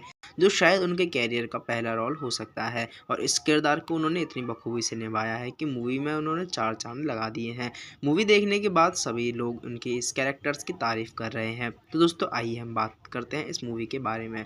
आज के इस वीडियो में बात करने वाले हैं ओडिला 2 मूवी के बारे में, जो कि 2025 में आई एक हॉरर थ्रिलर की फिल्म है, जिसमें नागा साधु के रूप में तमन्ना भाटिया जी ने रोल प्ले किया है और हेवा पटेल और वशिष्ठ एन सिन्हा देखने को मिलने वाले हैं। इसी मूवी का जो पहला पार्ट था मतलब 2022 में ओडिला रेलवे स्टेशन आ चुका है। पर दोस्तों अगर आपने उस पार्ट को नहीं देखा है तो आपके लिए वह पार्ट कोई इम्पोर्टेंट नहीं रखता है, क्योंकि दोनों मूवीज़ की स्टोरी आपको अगर देखनी है तो आपको अगर इस मूवी की स्टोरी को आप देखोगे तो आपको यह समझ में आ जाएगी, क्योंकि उस मूवी की स्टोरी में इतना ज़्यादा विटामिन और क्लोज इसका नहीं रखा है। तो दोस्तों आइए हम बात करते हैं इस मूवी की स्टोरी के बारे में, मूवी के प्री प्रोडक्शन के बारे में, मूवी के writer, director, OTT platform and movie के बॉक्स एंड बजट के बारे में। तो दोस्तों बात की जाए इस मूवी के बारे में तो इस मूवी के जो निर्देशक हैं वे अशोक तेजा जी हैं और संपत नदी के द्वारा इस मूवी को लिखा गया है।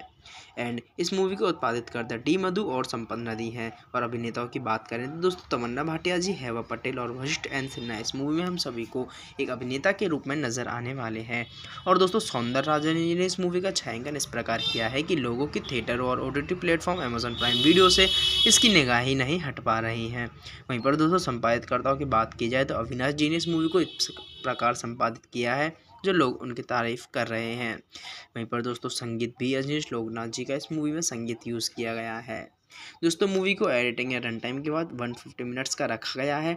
यह फिल्म तेलुगु में रिलीज़ हुई थी पर इसको हिंदी में भी डब किया गया है। वहीं पर दोस्तों बात की जाए इस मूवी की स्टोरी लाइन के बारे में, मूवी के कैरेक्टर्स के बारे में कि मूवी में हमको कौन से कैरेक्टर्स कौन से लीड रोल में काम करते हुए नजर आने वाले हैं। तो दोस्तों सबसे पहले तो बात की जाए तमन्ना भाटिया जी की, जो कि हमको एक नागा साधु के रूप में हमको मूवी में देखने को मिलने वाले हैं, जिनका नाम इस मूवी में भैरवी रखा गया है। और उनकी एक बहन भी है जिसका नाम है राधा, जिनका रोल हमको हेवा पटेल जी करती हुई नजर आने वाली हैं। और जो इस मूवी में विलन है उनका किरदार राधा के पति उर्फ वशिष्ठ एन सिन्हा जी निभा रहे हैं, जो कि एक दुष्ट आत्मा का रोल इस मूवी में कर रहे हैं। वहीं पर दोस्तों मुरली शर्मा जी ने इस मूवी में एक अल्लाह बख्शू का रोल निभाया है, जो कि मुस्लिम बाबा हैं जो कि भूत प्रेतों पर काबू करने का काम करते हैं। उन्हीं के साथ साथ दोस्तों काफ़ी सारे रोल्स हमको देखने को मिलने वाले हैं, जिनमें शरद लोहितराज जी, युवा, नागस महेश, वामसी, गगन बिहारी, सुरेंदर रेड्डी और साथ ही साथ दोस्तों श्रीकांत अयंगर, जो कि हम सभी को इस मूवी में एक पुजारी का रोल प्ले करते हुए नजर आने वाले हैं। उन्हीं के साथ साथ दोस्तों यामिनी सिंह का रोल हम सभी को पूजा रेड्डी बोरा जी के द्वारा किया गया है। और राहुल रवि जी वेंकटेश के रूप में हमको इस मूवी में काम करते हुए नजर आने वाले हैं। वहीं पर दोस्तों बात की जाए इस मूवी के प्रोडक्शन के बारे में तो मार्च 2024 में फिल्म निर्माता संपत नदी ने इससे सोशल मीडिया पर निर्देशक अशोक तेजा के साथ अपने दूसरे सहयोग की घोषणा की थी, जिसका शीर्षक ओडिला 2 था। यह फिल्म एक अलौकिक थ्रिलर है और ओडिला रेलवे स्टेशन का सिक्वल है। तमन्ना भाटिया को मुख्य भूमिका के लिए चुना गया था और हेवा पटेल और वशिष्ठ एन सिन्हा को सिक्वल में बरकरार रखा गया था, महत्वपूर्ण भूमिकाओं में लिया गया था। अतिरिक्त कलाकारों में युवा मुरली शर्मा, शरद लोहितराज, श्रीकांत अयंगर और नागा महेश एंड वामसी तथा गगन बिहारी, सौंदर्य रेड्डी और भूपाल और पूजा रेड्डी जैसे मुख्य कलाकार शामिल होते हुए नजर आते हैं। वहीं पर दोस्तों बात कर लेते हैं इस मूवी की फिल्मिंग के बारे में। तो फिल्मिंग की जो मुख्य फोटोग्राफी थी वह 2024 1 मार्च को वाराणसी में शुरू हुई थी। जून में भाटिया की एक प्रमुख एक्शन सिक्वेंस जिन्होंने भूमिका के लिए कठोर प्रशिक्षण और पूर्वाभ्यास किया था, हैदराबाद में शूट किए गए थे। वहीं पर जुलाई में क्लाइमैक्स की शूटिंग रामोजी फिल्म सिटी में बनाई गई थी और ओडिला मन्नला मंदिर के सेट पर की गई थी, जिसमें मुख्य कलाकारों में 800 जूनियर कलाकार भी शामिल हुए थे। फिल्मांकन की बात करें तो अक्टूबर 2024 में वह पूरा हुआ था, जिसमें पोस्ट प्रोडक्शन और अलौकिक तत्वों को बढ़ाने के लिए दृश्य प्रभावों पर केंद्रित था। केंद्रीय फिल्म प्रमाणन बोर्ड CBFC ने फिल्म को इसकी गहन, अलौकिक और हिंसक सामग्री के लिए एक रेटिंग दी थी और इसकी अवधि 150 मिनट्स की रखी गई थी। वहीं पर दोस्तों चर्चा कर लेते हैं मूवी के संगीत के बारे में। तो जो फिल्म का साउंड ट्रैक और बैकग्राउंड स्कोर था वह V अजनीश लोकनाथ जी ने तैयार किया है, जो कांतारा पर काम करने के लिए जाने जाते हैं, जो कि काफ़ी एक मशहूर मूवी है। वहीं पर दोस्तों बात करते हैं संगीत। फिल्म के अलौकिक और आध्यात्मिक विषयों को पूरक बनाता है, जिसमें पारंपरिक तेलुगु लोक तत्व और भक्ति भाव भी शामिल हैं। अनिरुद्ध शास्त्री द्वारा स्वरबद्ध और संपत नदी द्वारा लिखित एकल यमुला राजन्ना हैदराबाद में एक प्रचार कार्यक्रम में रिलीज़ किया गया था। जिसमें ओडेला मनल्ला स्वामी की दिव्य आभा को उजागर किया गया था। और एक ट्रैक गिया गिया जॉय ऑफ ओडेला रिलीज़ के बाद किया गया था, जिसने फिल्म के उत्सवी और सांस्कृतिक माहौल को और भी बढ़ा दिया था। मूवी में 2 ही ट्रैक लिस्टिंग सॉन्ग्स देखने को मिलने वाले हैं। और दोस्तों बताया जाए कि मूवी के सॉन्ग्स हैं जो उनको हिंदी में किसने संस्करण किया है, तो उनके गायक कलाकार सुनील आनंद जी हैं। वहीं पर दोस्तों बात करते हैं मूवी की बिना देरी के स्टोरी के बारे में कि मूवी की स्टोरी किस पे आधारित है। तो दोस्तों मूवी की स्टोरी जो आधारित है वह एक दुष्ट आत्मा को कैसे मुक्त कराती हैं भैरवी जी, उसके ऊपर आधारित है। तो आइए दोस्तों डिटेलिंग के साथ आपको मूवी की स्टोरी की बताते हैं। तो दोस्तों फिल्म की शुरुआत एक ऐसी लड़की से होती है जो कि अपने हाथों में कटी हुई गर्दन को लेकर रेल की पटरी पर चलती हुई उसी गांव के पुलिस स्टेशन की ओर जाती है और पुलिस स्टेशन में जाते सामने टेबल पर उसके सिर को रख देती है, जिससे सभी आश्चर्यचकित रह जाते हैं। तो दोस्तों यह तो थी मूवी की स्टार्टिंग। अब बात करते हैं इससे आगे की। तो तेलंगाना के ओडेला नामक ग्रामीण गांव में सीरियल बलात्कारी और हत्यारे तिरुपति को विवस्त विरासत ओडेला रेलवे स्टेशन की घटनाओं में अपनी पत्नी राधा के हाथों हुई मौत के बाद भी बनी हुई है, जो कि हम सभी को पहले पार्ट में देखने को मिलती है कि किस तरह राधा अपने पति को मार देती है। और दोस्तों फिर उसकी फांसी के बाद उसके दुष्ट प्रभाव से डरकर गांव वाले समाधि शिक्षा नामक एक अनुष्ठान करते हैं। इस अनुष्ठान में जो आदमी का शव होता है उसको जलाया नहीं जाता, बल्कि उसको दफना दिया जाता है। यह अनुचित दफनान तिरुपति की आत्मा को मोक्ष प्राप्त करने से रोकता है और उसे एक प्रतिशोधी दुष्ट आत्मा में बदल देता है। और 6 महीने के बाद गांव में आतंक मचाने के लिए वह आत्मा वापस आ जाती है। उसकी आत्मा पुरुषों पर कब्जा कर लेती है और नवविवाहित जो नई नई शादी होती हैं दुल्हनों को निशाना बनाकर बलात्कार और हत्या का एक भयावह सिलसिला फिर से शुरू कर देती है, जिससे ओडेला भय और अराजकता में डूब जाता है। वह गांव से पंडित को अपनी शादी की ओर एक दुल्हन का बलात्कार और निर्मम हत्या करने के लिए विवश करता है और गांव के सरपंच को भी दूसरी दुल्हन की शादी की रात जो एक मक्के की खेत में थी वहीं करने के लिए विवश करता है। और यह घटना भी उतनी ही क्रूर होती है जो कि हड्डियां कंपा देने वाली होती है। जैसे जैसे गांव बढ़ते अलौकिक खतरे में जूझ रहा होता है, ग्रामीण मार्गदर्शन के लिए राधा की ओर रुख करते हैं, जो अब तिरुपति की हत्या के आरोप में कैद है। राधा अपनी विमुख बहन भैरवी के अस्तित्व को खुलासा करती है, जो एक शक्तिशाली नागा साधु और भगवान शिव की भक्ति में लीन है, जिसमें बचपन से ही दिव्य मार्ग अपनाने के लिए अपने घर को त्याग दिया था। और शिव भक्ति के रूप में जाने जाने वाली भैरवी भगवान शिव के दिव्य दर्शन प्राप्त करने के लिए 110 करोड़ बार ओम नमः शिवाय का जाप करती है और उसकी सुरक्षा करता है एक पवित्र सांप। तो भैरवी फिल्म के मध्यांतर में हम सभी को नज़र आती हैं।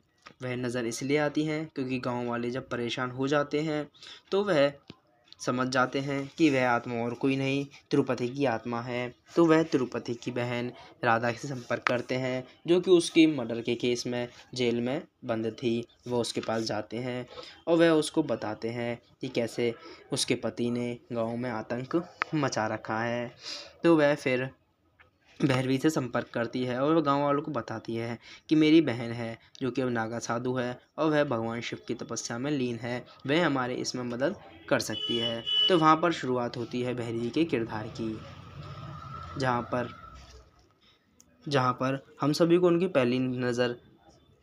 पहली झलक नज़र आती है एक गायों को बचाते हुए, जहाँ पर कुछ शराबी उनकी पिटाई करते हैं और संभवतः उन गायों को मारने की कोशिश ही करते हैं। तो कुछ निर्दोषी गाय वहाँ पर पिट रही होती हैं, तो भैरवी जी उनको सबक सिखाती हैं जो उनका शिकार कर रहे थे और असल में उनको मारने की भी कोशिश करती हैं। फिर गांव वाले उनकी इसी अच्छाई को देखकर समझ जाते हैं कि यही है जो हमारी उस तिरुपति की आत्मा से और गांव को मुक्त करा सकती हैं। वह गांव वाले सभी मिलकर भैरवी जी से काफ़ी अनुनय और विनय करते हैं, पर वह नहीं मानती हैं।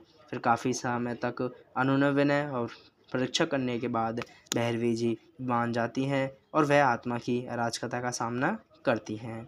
वह उजागर करती हैं कि तिरुपति की दुष्ट शक्ति गांव के पुरुषों को अपने अपराधों को जारी रखने के लिए प्रेरित कर रही है और एक स्थानीय मुस्लिम बाबा उर्फ मुरली शर्मा की सहायता से, जो अजीब तरह से उद्धरण देते हैं और हिंदू धर्म ग्रंथों के महान ज्ञान रखते हैं, भैरवी आत्मा की पकड़ में कमज़ोर करने के लिए अनुष्ठान करती है।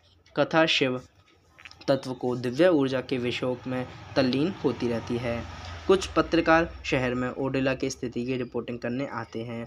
वे गलती से तिरुपति की कब्र पर एक ड्रोन गिरा देते हैं।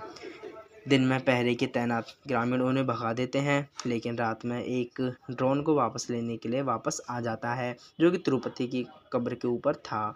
वहीं पर कब्र के चारों ओर लगे कटीले तारों से कट जाता है और कब्र पर खून बहने लगता है, जिससे तिरुपति की आत्मा जागृत हो जाती है और वह आत्मा भैरवी के पास जाती है और उसका बलात्कार करने की कोशिश करती है। हालांकि उसे पवित्र सांप तो बचा लेता है, जो उसकी रक्षा करता है। फिर भैरवी और तिरुपति का गांव के बाहरी इलाके में एक टकराव होता है, जिसके अंत में दोनों एक दूसरे को धमकियां देते हुए चले जाते हैं।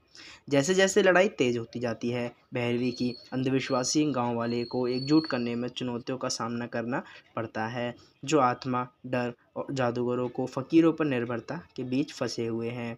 तिरुपति की आत्मा आतंक का एक बवंडर फैलाती है, जिसमें एक अतिरिक्त विश्वरूपम का प्रकटीकरण भी शामिल है, जो गांव को विनाश के कगार पर धकेल देता है। यह बताते हैं कि उसने शैतान की पूजा की है और वो 5 तत्वों पृथ्वी, अग्नि, जल, वायु और आकाश को नियंत्रित करता है।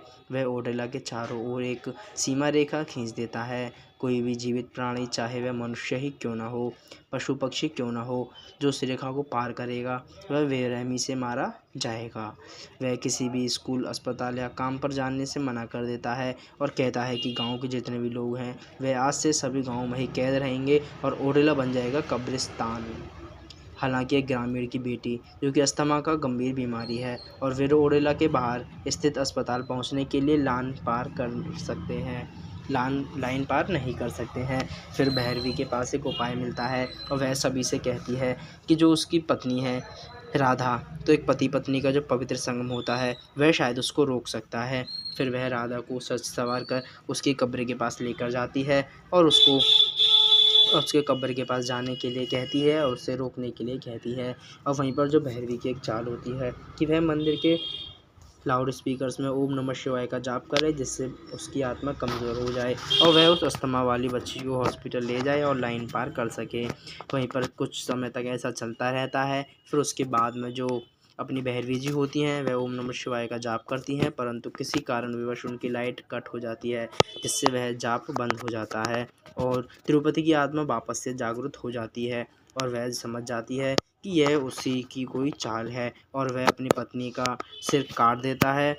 कैसे काट देता है? क्योंकि जो अस्थमा से विवश लड़की थी उसके अंदर वह घुस जाता है और एक आरी के माध्यम से अपनी ही पत्नी का सिर काट देता है और उस लड़की के हाथों में लेकर उसको पुलिस स्टेशन की ओर ले जाता है, जो कि हम सभी को मूवी के स्टार्टिंग्स में देखने को नज़र आता है।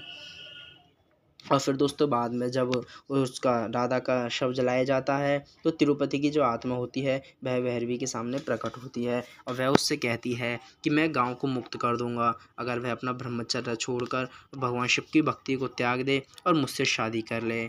और वह विवश होती है क्योंकि उसको गांव वालों को बचाना होता है और वह इसके लिए राज़ी हो जाती है। गांव वाले सभी उससे काफ़ी मना कर देते हैं, पर वह समझ जाती है कि एक ही यही रास्ता है जिससे उसकी आत्मा मुक्त हो सके और वह गांव वालों को बचा सके। तो फिर वह उसी दिन फिर दुल्हन का वेश धारण करके अपने पास आने को कहती है। गांव वाले उसे रोकने की कोशिश करते हैं पर वह नहीं मानती है, लेकिन वह एक बात पर अड़ी रहती है कि सजने संवरने से पहले वह स्थानीय मुस्लिम बाबा को एक ओम नमः शिवाय कहती है, जिससे वह काफ़ी सारे शौक में रह जाते हैं। पर वह जो ओम नमः शिवाय का कहती है उसका मतलब वह कपोल मोक्ष का संकेत देती है, जिसे प्राप्त करने से तिरुपति की आत्मा नष्ट हो सकती है। जैसे ही तिरुपति की आत्मा एक स्थानीय व्यक्ति के शरीर में समाहित होकर भैरवी के पास जाती है उसका बलात्कार और हत्या करने, तो मुस्लिम बाबा और कुछ अन्य लोग तिरुपति के शरीर को खोदना शुरू कर देते हैं और गाँव के उत्सव का आयोजन होता है। तिरुपति को एहसास होता है कि भैरवी ने कुछ नई तो योजना बनाई है और वह उसे ओडेला मन्नला स्वामी मंदिर के सामने जहां उत्सव चल रहा था वहां पर फेंक देता है और सबसे कहता है कि वह देखेंगे कि आज मैं उसके साथ क्या क्या करता हूं। पर वह अपने 110 करोड़ बार ओम नमः शिवाय का जाप निरंतर करती रहती है, जिससे भैरवी क्रोधित जिससे तिरुपति क्रोधित हो जाता है और वह उस पर क्रूर प्रहार करता है। अंततः जब वह 110 करोड़ बार ओम नमः शिवाय का जाप पूरा करने से केवल एक जाप पहले ही शेष रह जाती है तो वह किसी कारणवश इतनी मार खाने के बाद बेहोश हो जाती है।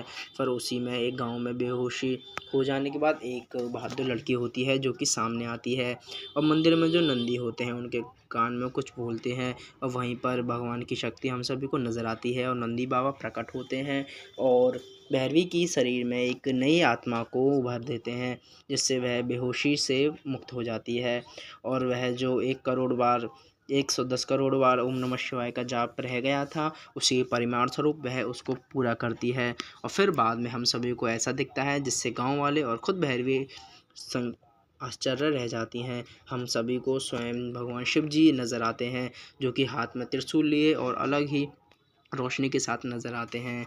वह भैरवी के हाथों में अपना चमत्कारी त्रिशूल देते हैं और उसको भैरवी से कहते हैं कि इस दुष्ट आत्मा को ख़त्म करे और भैरवी तिरुपति की आत्मा को उस त्रिशूल से ख़त्म करती है और एक तरफ जो मुस्लिम बाबा होते हैं वह उसके शव को आग लगा देते हैं और वहीं पर दोस्तों मूवी की एंडिंग हो जाती है। पर दोस्तों मूवी की एंडिंग में हम सभी को कुछ क्लाइमैक्स देखने को मिलता है। वह मिलता है मूवी के एंडिंग में, जैसा कि हम सभी को दिखता है कि जो तिरुपति की आत्मा होती है वह गाँव में फिर से साइकिल चला रही होती है।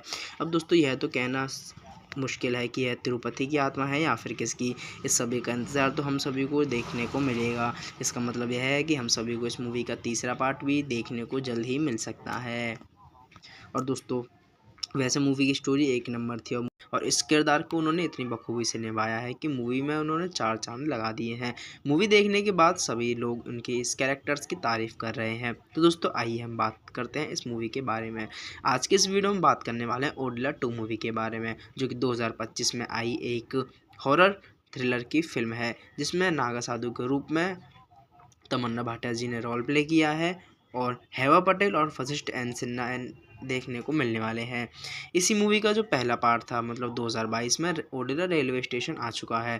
पर दोस्तों अगर आपने उस पार्ट को नहीं देखा है तो आपके लिए वह पार्ट को इम्पोर्टेंट नहीं रखता है, क्योंकि दोनों मूवीज़ की स्टोरी आपको अगर देखनी है तो आपको अगर इस मूवी की स्टोरी को आप देखोगे तो आपको यह समझ में आ जाएगी, क्योंकि उस मूवी की स्टोरी में इतना ज़्यादा विटामिन और क्लोज इसका नहीं रखा है। तो दोस्तों आइए हम बात करते हैं इस मूवी की स्टोरी के बारे में, मूवी के प्री प्रोडक्शन के बारे में, मूवी के writer, director, OTT platform and movie के बॉक्स एंड बजट के बारे में।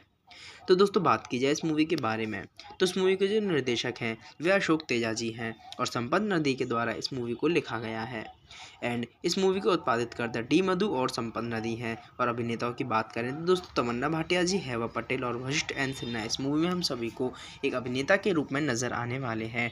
और दोस्तों सौंदर्य राजन जी ने इस मूवी का छायांकन इस प्रकार किया है कि लोगों की थिएटर और OTT platform Amazon prime video से इसकी निगाह ही नहीं हट पा रही हैं। वहीं पर दोस्तों संपादितकर्ताओं की बात की जाए तो अविनाश जी ने इस मूवी को इस प्रकार संपादित किया है जो लोग उनकी तारीफ़ कर रहे हैं। वहीं पर दोस्तों संगीत भी अजनीश लोकनाथ जी का इस मूवी में संगीत यूज़ किया गया है। दोस्तों मूवी को एडिटिंग या रन टाइम के बाद 150 मिनट्स का रखा गया है। यह फिल्म तेलुगु में रिलीज़ हुई थी पर इसको हिंदी में भी डब किया गया है। वहीं पर दोस्तों बात की जाए इस मूवी की स्टोरी लाइन के बारे में, मूवी के कैरेक्टर्स के बारे में कि मूवी में हमको कौन से कैरेक्टर्स कौन से लीड रोल में काम करते हुए नज़र आने वाले हैं। तो दोस्तों सबसे पहले तो बात की जाए तमन्ना भाटिया जी की, जो कि हमको एक नागा साधु के रूप में हमको मूवी में देखने को मिलने वाले हैं, जिनका नाम इस मूवी में भैरवी रखा गया है और उनकी एक बहन भी है जिसका नाम है राधा, जिनका रोल हमको हेवा पटेल जी करती हुई नज़र आने वाली हैं। और जो इस मूवी में विलन है उनका किरदार राधा के पति उर्फ वशिष्ठ एन सिन्हा जी निभा रहे हैं, जो कि एक दुष्ट आत्मा का रोल इस मूवी में कर रहे हैं। वहीं पर दोस्तों मुरली शर्मा जी ने इस मूवी में एक अल्लाह बख्शू का रोल निभाया है, जो कि मुस्लिम बाबा हैं जो कि भूत प्रेतों पर काबू करने का काम करते हैं। उन्हीं के साथ साथ दोस्तों काफ़ी सारे रोल्स हमको देखने को मिलने वाले हैं, जिनमें शरद लोहितराज जी, युवा, नागस महेश, वामसी, गगन बिहारी, सुरेंदर रेड्डी और साथ ही साथ दोस्तों श्रीकांत अयंगर, जो कि हम सभी को इस मूवी में एक पुजारी का रोल प्ले करते हुए नज़र आने वाले हैं। उन्हीं के साथ साथ दोस्तों यामिनी सिंह का रोल हम सभी को पूजा रेड्डी बोरा जी के द्वारा किया गया है और राहुल रवि जी वेंकटेश के रूप में हमको इस मूवी में काम करते हुए नज़र आने वाले हैं। वहीं पर दोस्तों बात की जाए इस मूवी के प्रोडक्शन के बारे में तो मार्च 2024 में फिल्म निर्माता संपत नदी ने इससे सोशल मीडिया पर निर्देशक अशोक तेजा के साथ अपने दूसरे सहयोग की घोषणा की थी। जिसका शीर्षक ओडेला 2 था। यह फिल्म एक अलौकिक थ्रिलर है और ओडेला रेलवे स्टेशन का सिक्वल है। तमन्ना भाटिया को मुख्य भूमिका के लिए चुना गया था और हेमा पटेल और वशिष्ठ एन सिन्हा को सिक्वल में बरकरार रखा गया था, महत्वपूर्ण भूमिकाओं में लिया गया था। अतिरिक्त कलाकारों में युवा मुरली शर्मा, सरल लोहितराज, श्रीकांत अयंगर और नागा महेश एंड वामसी तथा गगन बिहारी, सौंदर्या रेड्डी और भूपाल और पूजा रेड्डी जैसे मुख्य कलाकार शामिल होते हुए नजर आते हैं। वहीं पर दोस्तों बात कर लेते हैं इस मूवी की फिल्मिंग के बारे में। तो फिल्मिंग की जो मुख्य फोटोग्राफी थी वह 2024 1 मार्च को वाराणसी में शुरू हुई थी।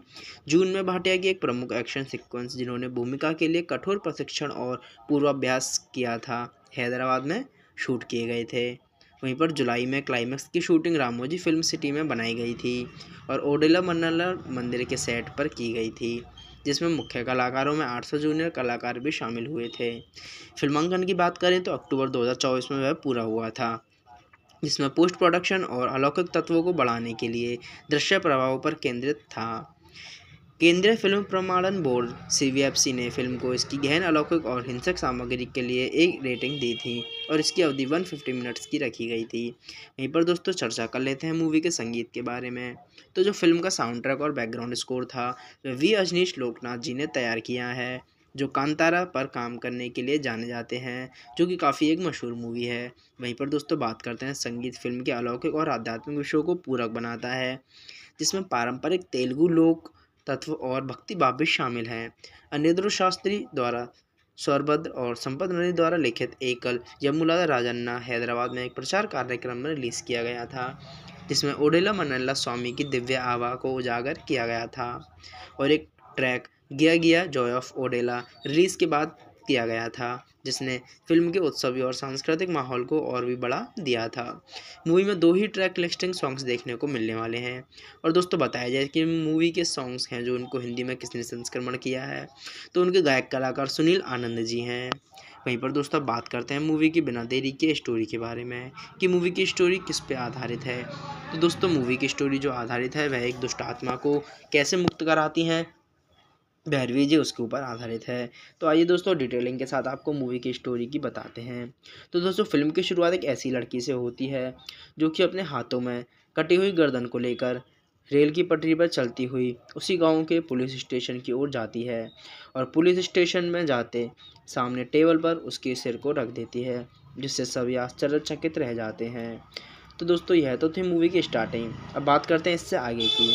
तो तेलंगाना के ओडेला नामक ग्रामीण गांव में सीरियल बलात्कारी और हत्यारे तिरुपति को विरासत ओडेला रेलवे स्टेशन की घटनाओं में अपनी पत्नी राधा के हाथों हुई मौत के बाद भी बनी हुई है, जो कि हम सभी को पहले पार्ट में देखने को मिलती है कि किस तरह राधा अपने पति को मार देती है और दोस्तों फिर उसकी फांसी के बाद उसके दुष्ट प्रभाव से डरकर गांव वाले समाधि शिक्षा नामक एक अनुष्ठान करते हैं।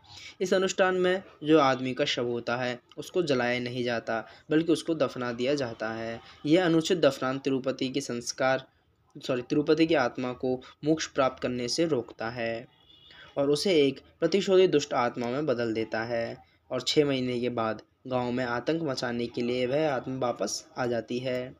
उसकी आत्मा पुरुषों पर कब्जा कर लेती है और नवविवाहित जो नई नई शादी होती हैं दुल्हनों को निशाना बनाकर बलात्कार और हत्या का एक भयावह सिलसिला फिर से शुरू कर देती है, जिससे ओडेला भय और अराजकता में डूब जाता है। वह गांव से पंडित को अपनी शादी की ओर एक दुल्हन का बलात्कार और निर्मम हत्या करने के लिए विवश करता है और गांव के सरपंच को भी दूसरी दुल्हन की शादी की रात जो एक मक्के की खेत में थी वहीं करने के लिए विवश करता है और यह घटना भी उतनी ही क्रूर होती है जो कि हड्डियां कंपा देने वाली होती है।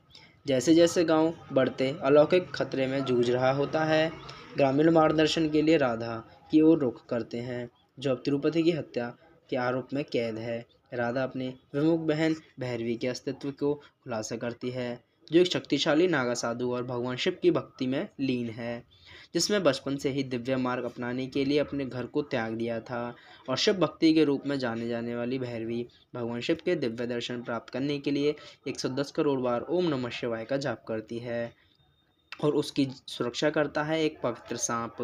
तो भैरवी फिल्म के मध्यांतर में हम सभी को नजर आती हैं वह नज़र इसलिए आती हैं क्योंकि गांव वाले जब परेशान हो जाते हैं तो वह समझ जाते हैं कि वह आत्मा और कोई नहीं तिरुपति की आत्मा है। तो वह तिरुपति की बहन राधा से संपर्क करते हैं जो कि उसकी मर्डर के केस में जेल में बंद थी। वो उसके पास जाते हैं और वह उसको बताते हैं कि कैसे उसके पति ने गांव में आतंक मचा रखा है। तो वह फिर भैरवी से संपर्क करती है और वह गांव वालों को बताती है कि मेरी बहन है जो कि अब नागा साधु है और वह भगवान शिव की तपस्या में लीन है, वह हमारे इसमें मदद कर सकती है। तो वहाँ पर शुरुआत होती है भैरवी के किरदार की, जहाँ पर हम सभी को उनकी पहली झलक नज़र आती है एक गायों को बचाते हुए, जहाँ पर कुछ शराबी उनकी पिटाई करते हैं और संभवतः उन गायों को मारने की कोशिश ही करते हैं। तो कुछ निर्दोषी गाय वहाँ पर पिट रही होती हैं, तो भैरवी जी उनको सबक सिखाती हैं जो उनका शिकार कर रहे थे और असल में उनको मारने की भी कोशिश करती हैं। फिर गांव वाले उनकी इसी अच्छाई को देखकर समझ जाते हैं कि यही है जो हमारी उस तिरुपति की आत्मा से और गांव को मुक्त करा सकती हैं। वह गांव वाले सभी मिलकर भैरवी जी से काफ़ी अनुनय और विनय करते हैं पर वह नहीं मानती हैं। फिर काफ़ी समय तक अनुनय विनय और परीक्षा करने के बाद भैरवी जी मान जाती हैं और वह आत्मा की अराजकता का सामना करती हैं। वह उजागर करती हैं कि तिरुपति की दुष्ट शक्ति गांव के पुरुषों को अपने अपराधों को जारी रखने के लिए प्रेरित कर रही है और एक स्थानीय मुस्लिम बाबा उर्फ मुरली शर्मा की सहायता से जो अजीब तरह से उद्धरण देते हैं और हिंदू धर्म ग्रंथों के महान ज्ञान रखते हैं। भैरवी आत्मा की पकड़ में कमज़ोर करने के लिए अनुष्ठान करती है, कथा शिव तत्व को दिव्य ऊर्जा के विषयों में तल्लीन होती रहती है। कुछ पत्रकार शहर में ओडेला की स्थिति की रिपोर्टिंग करने आते हैं। वे गलती से तिरुपति की कब्र पर एक ड्रोन गिरा देते हैं। दिन में पहरे के तैनात ग्रामीण उन्हें भगा देते हैं, लेकिन रात में एक ड्रोन को वापस लेने के लिए वापस आ जाता है जो कि तिरुपति की कब्र के ऊपर था। वहीं पर कब्र के चारों ओर लगे कटीले तारों से कट जाता है और कब्र पर खून बहने लगता है, जिससे तिरुपति की आत्मा जागृत हो जाती है और वह आत्मा भैरवी के पास जाती है और उसका बलात्कार करने की कोशिश करती है। हालांकि उसे पवित्र सांप तो बचा लेता है जो उसकी रक्षा करता है। फिर भैरवी और तिरुपति का गांव के बाहरी इलाके में एक टकराव होता है, जिसके अंत में दोनों एक दूसरे को धमकियां देते हुए चले जाते हैं। जैसे जैसे लड़ाई तेज होती जाती है, भैरवी की अंधविश्वासी गांव वाले को एकजुट करने में चुनौतियों का सामना करना पड़ता है, जो आत्मा, डर और जादूगरों को फकीरों पर निर्भरता के बीच फंसे हुए हैं। तिरुपति की आत्मा आतंक का एक बवंडर फैलाती है, जिसमें एक अतिरिक्त विश्वरूपम का प्रकटीकरण भी शामिल है, जो गांव को विनाश के कगार पर धकेल देता है। यह बताते हैं कि उसने शैतान की पूजा की है और वो 5 तत्वों पृथ्वी, अग्नि, जल, वायु और आकाश को नियंत्रित करता है। वह ओडेला के चारों ओर एक सीमा रेखा खींच देता है। कोई भी जीवित प्राणी, चाहे वह मनुष्य ही क्यों न हो, पशु पक्षी क्यों न हो, जो उस रेखा को पार करेगा वह बेरहमी से मारा जाएगा। वह किसी भी स्कूल, अस्पताल या काम पर जाने से मना कर देता है और कहता है कि गांव के जितने भी लोग हैं वह आज से सभी गांव में ही कैद रहेंगे और ओडेला बन जाएगा कब्रिस्तान। हालांकि एक ग्रामीण की बेटी जो कि अस्थमा का गंभीर बीमारी है और वे ओडेला के बाहर स्थित अस्पताल पहुंचने के लिए लाइन पार नहीं कर सकते हैं। फिर भैरवी के पास एक उपाय मिलता है और वह सभी से कहती है कि जो उसकी पत्नी है राधा, तो एक पति पत्नी का जो पवित्र संगम होता है वह शायद उसको रोक सकता है। फिर वह राधा को सच सवार कर उसकी कब्र के पास लेकर जाती है और उसको उसके कब्र के पास जाने के लिए कहती है और उसे रोकने के लिए कहती है। और वहीं पर जो भैरवी की एक चाल होती है कि वह मंदिर के लाउड स्पीकर्स में ओम नमः शिवाय का जाप करे, जिससे उसकी आत्मा कमज़ोर हो जाए और वह उस अस्थमा वाली बच्ची को हॉस्पिटल ले जाए और लाइन पार कर सके। वहीं पर कुछ समय तक ऐसा चलता रहता है। फिर उसके बाद में जो अपनी भैरवी जी होती हैं वह ओम नमः शिवाय का जाप करती हैं, परंतु किसी कारणवश उनकी लाइट कट हो जाती है, जिससे वह जाप बंद हो जाता है और तिरुपति की आत्मा वापस से जागृत हो जाती है और वह समझ जाती है कि यह उसी की कोई चाल है और वह अपनी पत्नी का सिर काट देता है। कैसे काट देता है? क्योंकि जो अस्थमा से व्यवस्थित लड़की थी उसके अंदर वह घुस जाता है और एक आरी के माध्यम से अपनी ही पत्नी का सिर काट देता है और उस लड़की के हाथों में लेकर उसको पुलिस स्टेशन की ओर ले जाता है, जो कि हम सभी को मूवी के स्टार्टिंग्स में देखने को नज़र आता है। और फिर दोस्तों बाद में जब उसका राधा का शव जलाया जाता है तो तिरुपति की जो आत्मा होती है वह भैरवी के सामने प्रकट होती है और वह उससे कहती है कि मैं गांव को मुक्त कर दूंगा अगर वह अपना ब्रह्मचर्य छोड़कर भगवान शिव की भक्ति को त्याग दे और मुझसे शादी कर ले। और वह विवश होती है क्योंकि उसको गांव वालों को बचाना होता है और वह इसके लिए राज़ी हो जाती है। गांव वाले सभी उससे काफ़ी मना कर देते हैं पर वह समझ जाती है कि एक ही यही रास्ता है जिससे उसकी आत्मा मुक्त हो सके और वह गांव वालों को बचा सके। तो फिर वह उसी दिन फिर दुल्हन का वेश धारण करके अपने पास आने को कहती है।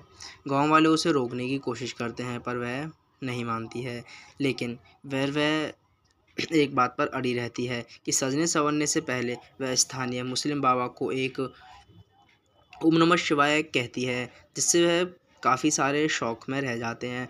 पर वह जो ओम नमः शिवाय का कहती है उसका मतलब वह कपोल मोक्ष का संकेत देती है, जिसे प्राप्त करने से तिरुपति की आत्मा नष्ट हो सकती है। जैसे ही तिरुपति की आत्मा एक स्थानीय व्यक्ति के शरीर में समाहित होकर भैरवी के पास जाती है उसका बलात्कार और हत्या करने, तो मुस्लिम बाबा और कुछ अन्य लोग तिरुपति के शरीर को खोदना शुरू कर देते हैं और गाँव के उत्सव का आयोजन होता है।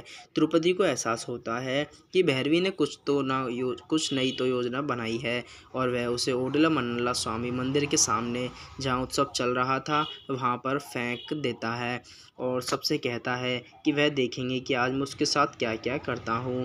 पर वह अपने 110 करोड़ बार ओम नमः शिवाय का जाप निरंतर करती रहती है, जिससे तिरुपति क्रोधित हो जाता है और वह उस पर क्रूर प्रहार करता है। अंततः जब वह 110 करोड़ बार ओम नमः शिवाय का जाप पूरा करने से केवल एक जाप पहले ही शेष रह जाती है तो वह किसी कारणवश इतनी मार खाने के बाद बेहोश हो जाती है।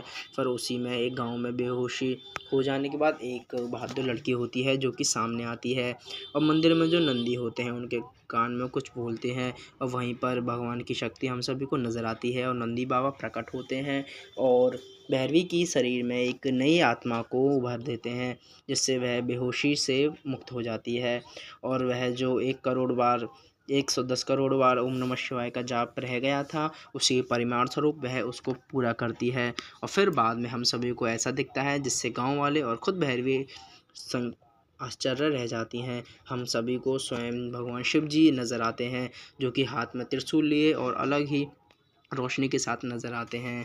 वह भैरवी के हाथों में अपना चमत्कारी त्रिशूल देते हैं और उसको भैरवी से कहते हैं कि इस दुष्ट आत्मा को ख़त्म करे और भैरवी तिरुपति की आत्मा को उस त्रिशूल से ख़त्म करती है और एक तरफ जो मुस्लिम बाबा होते हैं वह उसके शव को आग लगा देते हैं और वहीं पर दोस्तों मूवी की एंडिंग हो जाती है। पर दोस्तों मूवी की एंडिंग में हम सभी को कुछ क्लाइमैक्स देखने को मिलता है, वह मिलता है मूवी के एंडिंग में। जैसा कि हम सभी को दिखता है कि जो तिरुपति की आत्मा होती है वह गाँव में फिर से साइकिल चला रही होती है।